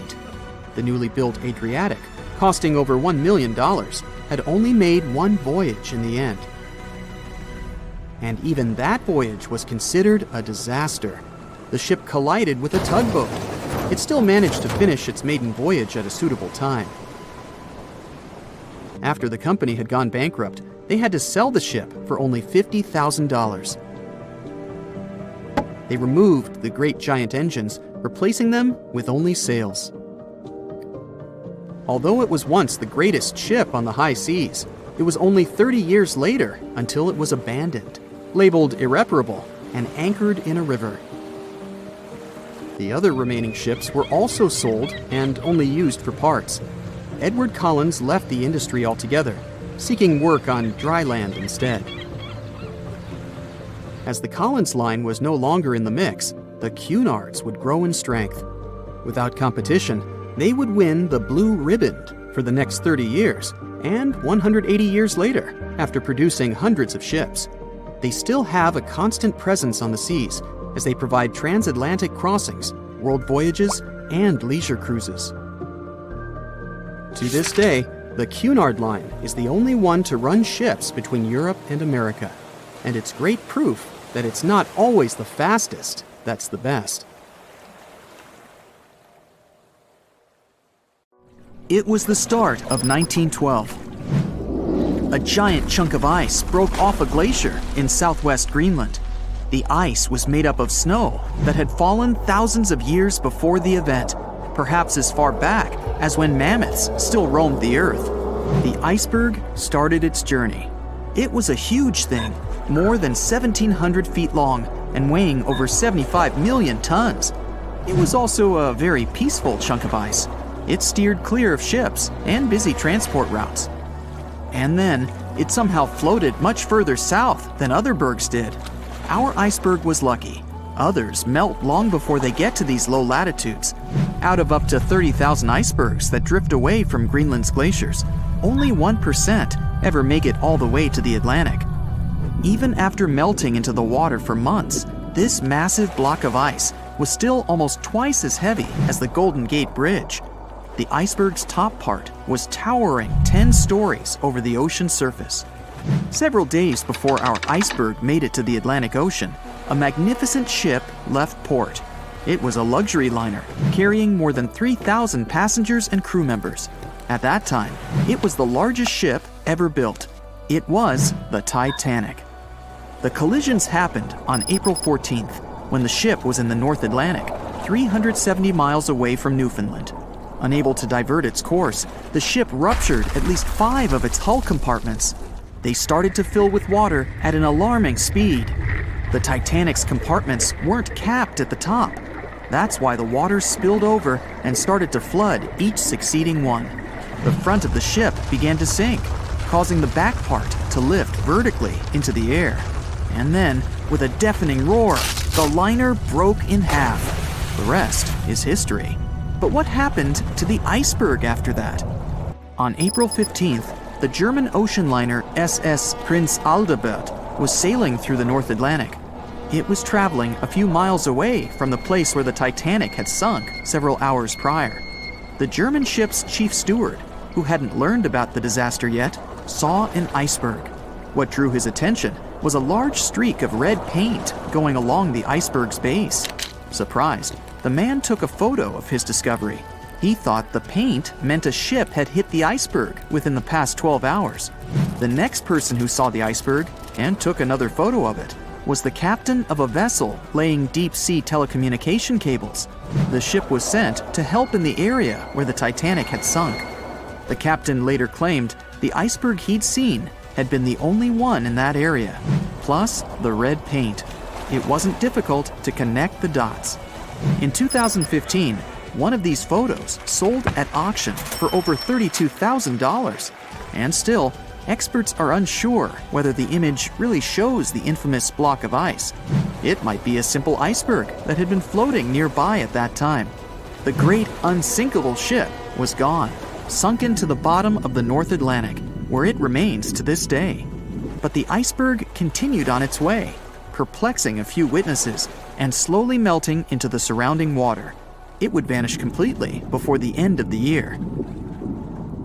April 14th, 1912. The dark night was filled with horrible sounds of a giant metal vessel breaking into two. The largest ship of that time collided with an iceberg that was on its way.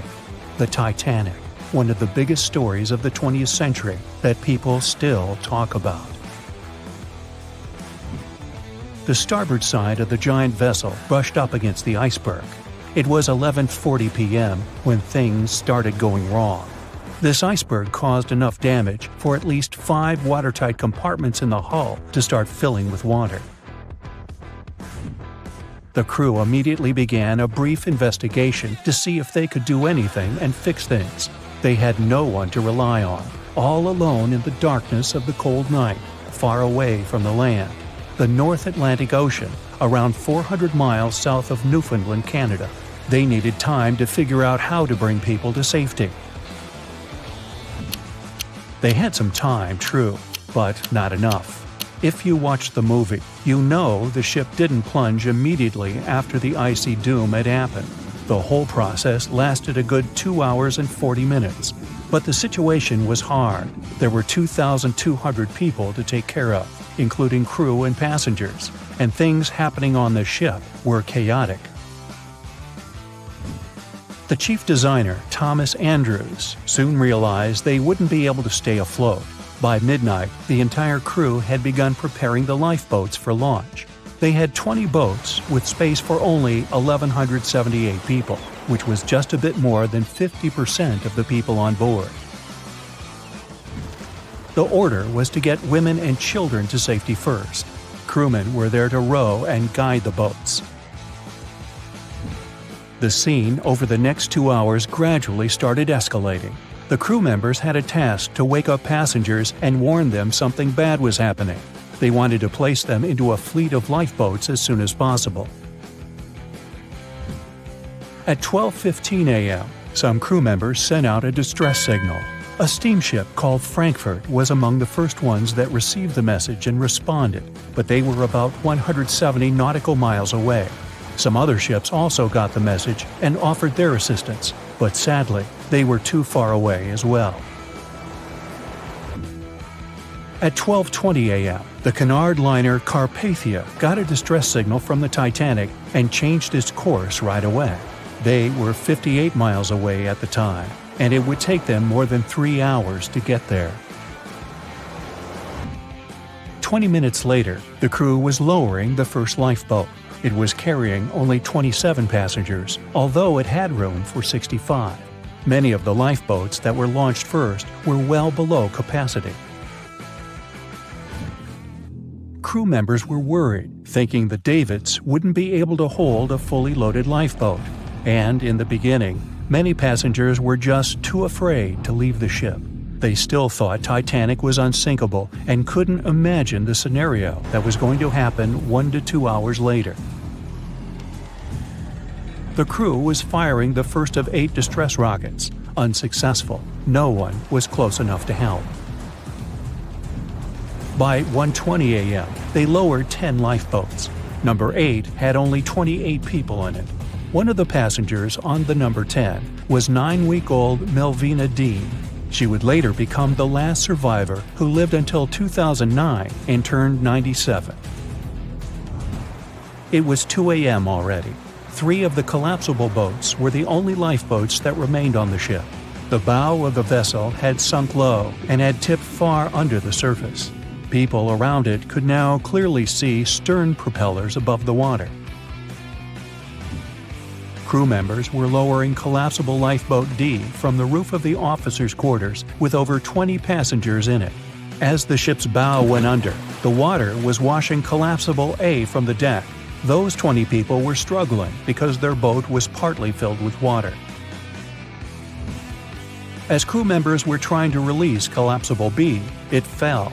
Before they righted it, the water swept it off the ship. 30 passengers still managed to find safety on the overturned lifeboat. At 2:17 a.m., the ship's wireless operator decided to transmit one last distress call. A minute later, the light on the ship finally went out. Titanic and all left on board plunged into darkness. The bow continued to sink, and the stern was rising higher above the surface, which placed great strain on the midsection. Horrible sounds were filling the night. Titanic, This massive, legendary ship so many people placed their hopes in and were excited about broke into two between the third and fourth funnels. Reports would speculate it took about 6 minutes for the bow section to reach the ocean bottom. The stern settled back in the water before it rose again into a vertical position. It remained in this situation until it finally disappeared into the ocean. At 2:20 a.m., the stern apparently retained air inside, and water pressure crushed it as it went down. The stern landed about 2,000 feet away from the bow. People consider the Titanic the fastest ship in the world. They thought it was unsinkable because 4 of its compartments could be flooded, and that still wouldn't cause a critical loss of buoyancy. Its life was problematic since its beginning. While the ship was leaving port, it moved within a couple of feet of the steamer New York.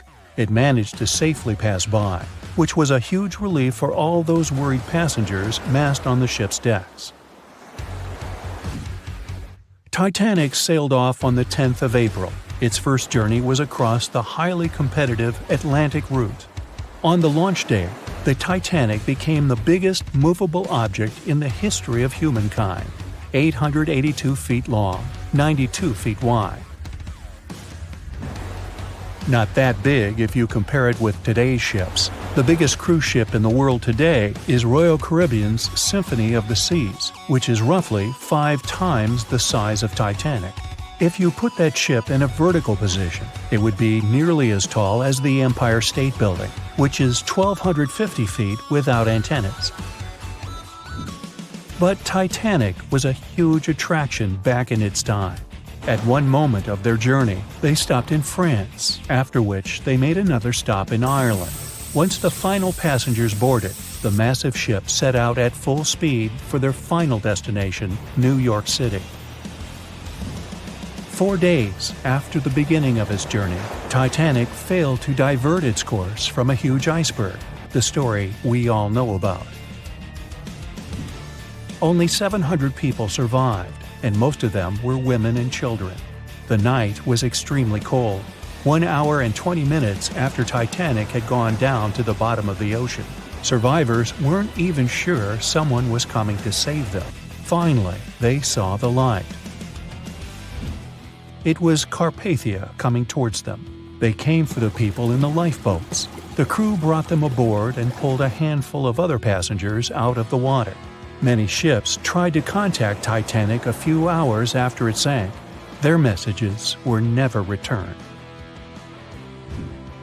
Later, when there was an investigation of what really happened, they discovered the Leyland liner California had been less than 20 miles away when Titanic was sinking.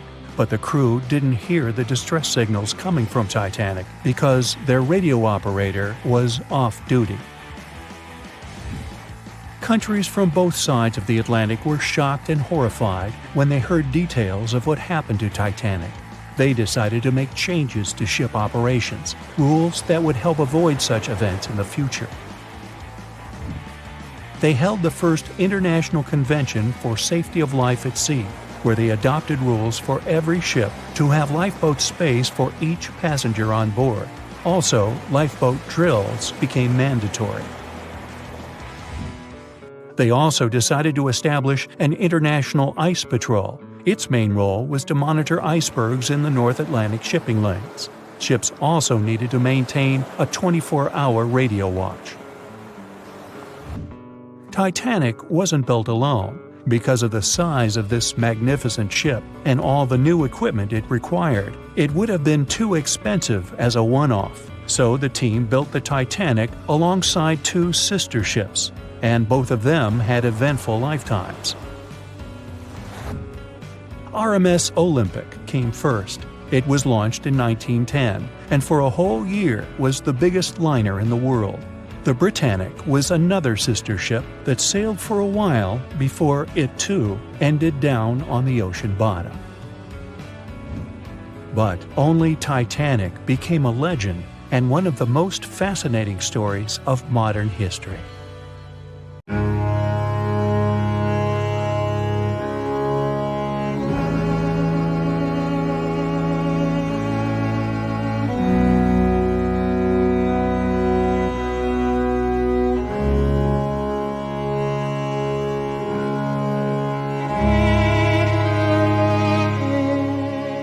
lived together for many years. Where you go, I go." These were the words Ida Strauss said to her husband. One of the richest women on the Titanic didn't end up in a lifeboat. Ida chose to stay behind with her beloved Isidore. Moments earlier, she gave her maid a precious gift that probably saved her life. Isidore and Ida Strauss were both born in Germany and emigrated to the United States as kids. They met in New York and got married 5 years later. The couple had 7 children, but luckily, none of them were on the Titanic. Isidore worked for his father's shop in his late teens.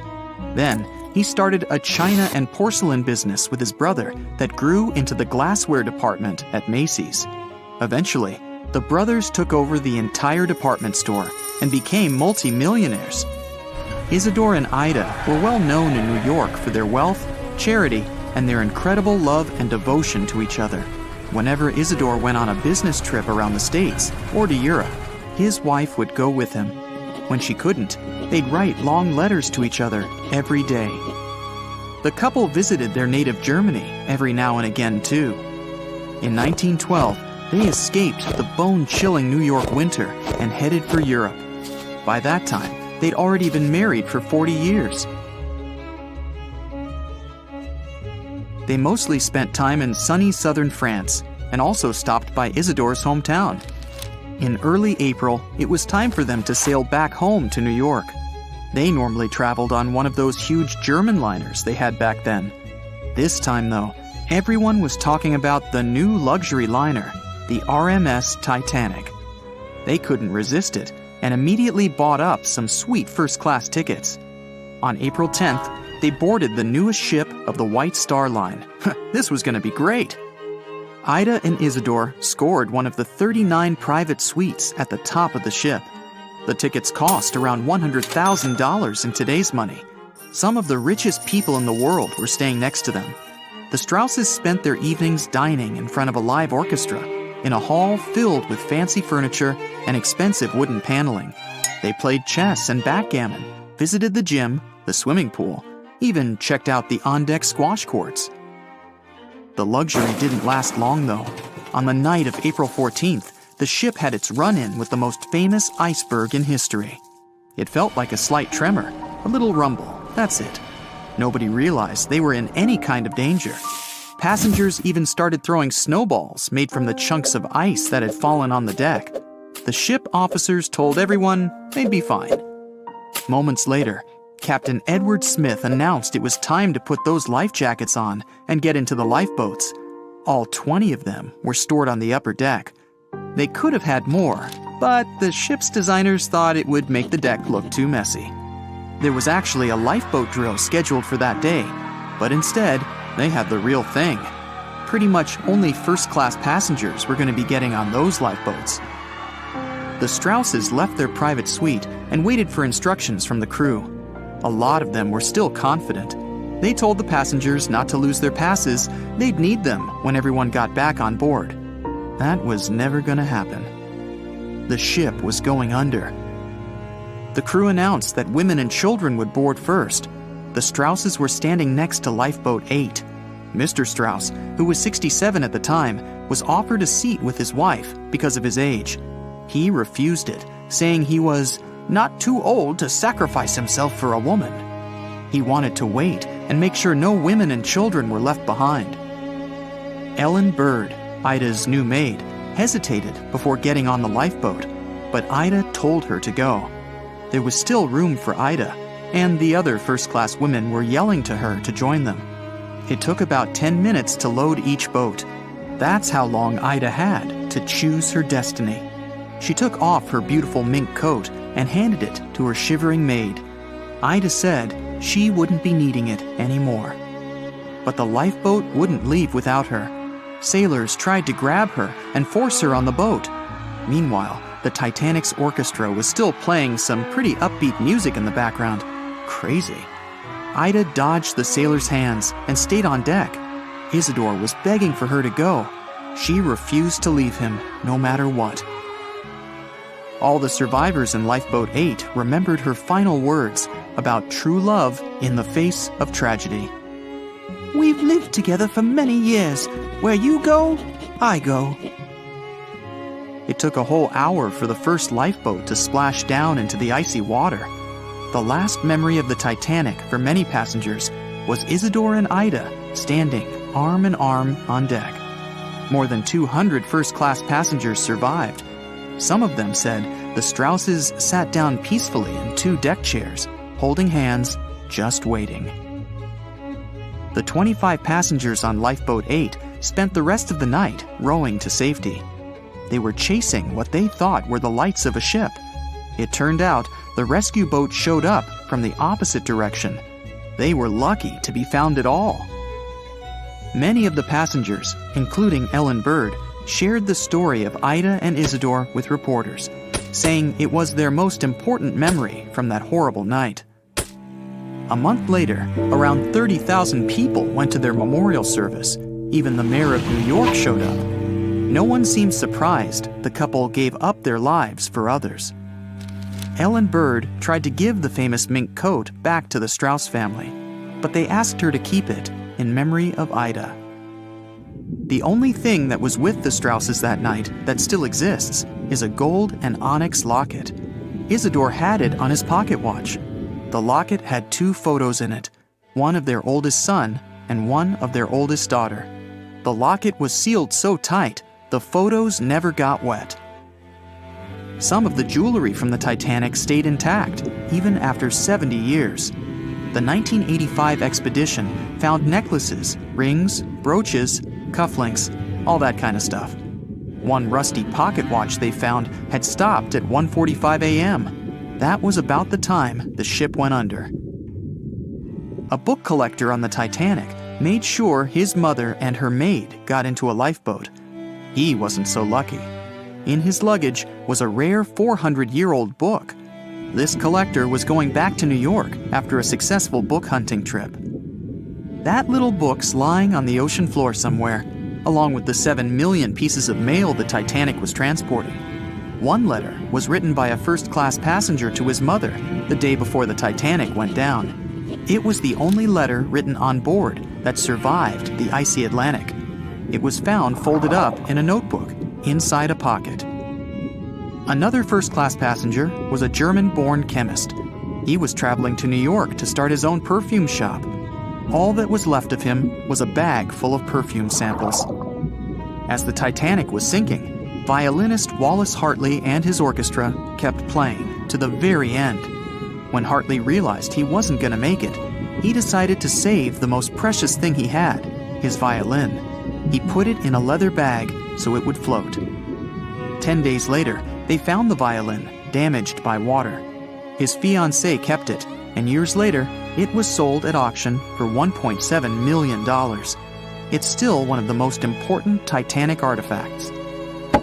The 5 grand pianos on board weren't so lucky. They're still down there somewhere. Divers did manage to recover one piece of sheet music, though. It was a song from a Broadway play.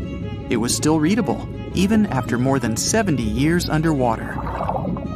The only car on the Titanic would probably be worth millions today. The Renault CB Coupe belonged to a first-class passenger, William Carter. Obviously, it didn't survive. Carter and his family did survive that horrible night and even submitted a $5,000 insurance claim on the car. Well, it was brand new and all. You sit up on the bed, put your feet down on the floor, and feel the cold water. You quickly run out of the cabin and find yourself in a long corridor. The water is knee-deep. People are putting on life jackets, running toward the stairs. You run after them and find yourself in chaos. Water is everywhere. A woman slips on the stairs and falls. You help her up. People from all sides are pushing you. Everyone is trying to climb the stairs. There's more water behind you. The cabin you've just left is completely flooded. A few more seconds and the water level will rise above your head. Fortunately, everyone manages to get out. The upper deck is breaking. The huge ship is tilted to the side. The sound of breaking wood, the grinding of iron, and the shouts of people mixed with the music played on violins by several musicians. You head for the lifeboats and feel like you're climbing a mountain. There are no lifeboats available, but you find a life jacket. The entire bow of the ship has sunk under the water. You're at the very edge of the stern and decide to jump. You wait for the ship to sink deeper into the water so the distance between you and the ocean surface is reduced. You finally jump and find yourself in the icy water. It's 28 degrees Fahrenheit, not enough to freeze the ocean, but sufficient to turn a puddle on the road into ice. You're having a hard time breathing because of the cold. You watch as one of the most majestic, unsinkable ships in history sinks. In 1.5 hours, another liner will arrive and rescue all the survivors. But before that, you have to handle this situation somehow. 90 minutes to survive the night in the icy waters of the Atlantic Ocean, among chaos, screams, and despair. Only one thing can be even worse: sharks. Everyone knows the story of the Titanic. What if the survivors noticed shark fins among the wreckage? Theoretically, it could have happened. Scenario 1. The sounds of the crash and the vibrations in the water could attract great white sharks. They swim in the cold waters of the Atlantic Ocean, where the disaster occurred. They are some of the most dangerous predators on the planet. They're big, fast, strong, and their 300 serrated teeth are sharp as a blade, lined in several rows. And now, you see a few triangular fins sticking out of the water. They quickly circle you and the other people. You grab a floating wooden piece left from the ship to climb on it. The cold temperature shackles your movements and your hands slip. These sounds attract the sharks. One of the predators stops swimming around and is now heading straight for you. Fear makes your brain shut down and your instincts start working. You try your best to swim away from the shark as fast as possible. Of course, it's useless to run from a fast shark in the water, but you're still trying. 2 seconds pass, and you feel your heel hitting the shark's nose. The other foot goes into its toothy mouth. You scream, feel the sharp teeth on your leg, and shut your eyes, but nothing happens. After a second, the shark lets you go. Great whites rarely attack humans. If they bite, it's just because they want to test you. The thing is, the shark's favorite food is seal. After a light testing bite, the shark understands that you're not a seal. It simply loses interest in you. But if the shark is hungry, then it won't care what kind of animal you are. Those survivors who are safe in the boat have no reason to fear. The great white won't attack them. The predator can push the boat a little, but only to test it. If there's a fridge with steaks on board and someone decides to feed them to the sharks, then problems will begin. Several predators will push the boat until the steaks fall in the water. The shark is swimming away from you. Then, one of the lifeboats picks you up. You're safe. Soon, another liner will arrive, and you'll find yourself in a warm and cozy place. Scenario 2. If the water was warmer, Titanic survivors could encounter bull sharks. You jump into the water from the sinking ship. The water's not so cold. You can easily swim to the nearest floating door. But you notice a tall triangular fin with a dark tip on the top. Unlike the great whites, these sharks aren't fast. They seem lazy and slow, as if they aren't interested in you. But you still need to climb the door as quickly as possible. Bull sharks are some of the most aggressive in the world. They deliberately create the illusion of slowness so their prey relaxes. At the right moment, they become agile and fast. They're called that because of their short, flattened faces, like bulls have, and their bodies are strong. These predators like to ram their prey or other sharks with their heads. As soon as you climb the door, the bull shark crashes into it and you fall into the water. Fortunately, there's a lifeboat nearby. People get you on board. Several sharks slam into the boat from all sides. It gets scary, but with your combined efforts, you keep the boat afloat. Soon, another liner arrives and scares off the predators using its loud signal and the roar of the engine. That unpleasant scenario is, luckily, impossible. Bull sharks swim only in the warm waters of the ocean. But most often, they can be found in fresh springs, river estuaries, and shallow water. That's why they're so often seen by people near beaches. Always read about the place where you're going to swim before diving in the water. The third and most likely scenario: you jump into the water, it's icy again, and you're having a hard time moving because of the cold. Your life jacket keeps you on the surface perfectly. The lights of the sinking Titanic light up the water a little, and in the black, infinite depth, you notice what looks like a large block of stone. An ancient fish, the most majestic shark in the world, is swimming near you. It's a Greenland shark. They swim even in the Arctic waters, so they're not afraid of the cold temperatures of the North Atlantic. This huge predator is bigger than a car. Each year, its length increases by 0.3 inches. You're lucky to see it, as it's one of the rarest sharks in the world. Fortunately, it has a docile nature and will not attack you. The entire kitchen of the Titanic may be floating in the water and attracting these sharks. They're slow, peaceful, and old. The age of the Greenland shark can reach 400 years. This shark is considered adult 150 years after birth. The one you're currently looking at in 1912 may have witnessed the golden age of pirates with sabers, parrots, and eye patches. Arr! And it's quite possible that the same shark that saw the Titanic disaster is still alive in 2021 and slowly wandering the cold waters of the Atlantic Ocean. In all these scenarios, you manage to escape. But if a shark attacks you in the water and there's no boat nearby, then you still have a chance to survive anyway. The main thing is not to panic. Don't splash or make sudden movements so as not to excite the shark. You're wearing a life jacket, so you don't have to move to stay afloat.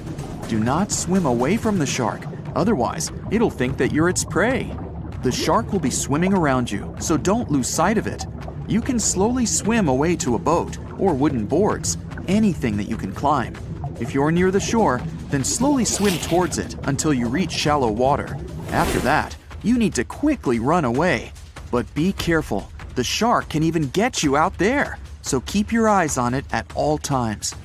If the shark still attacks you, then you will have to fight for your life. Weak points of the shark are its eyes and gills.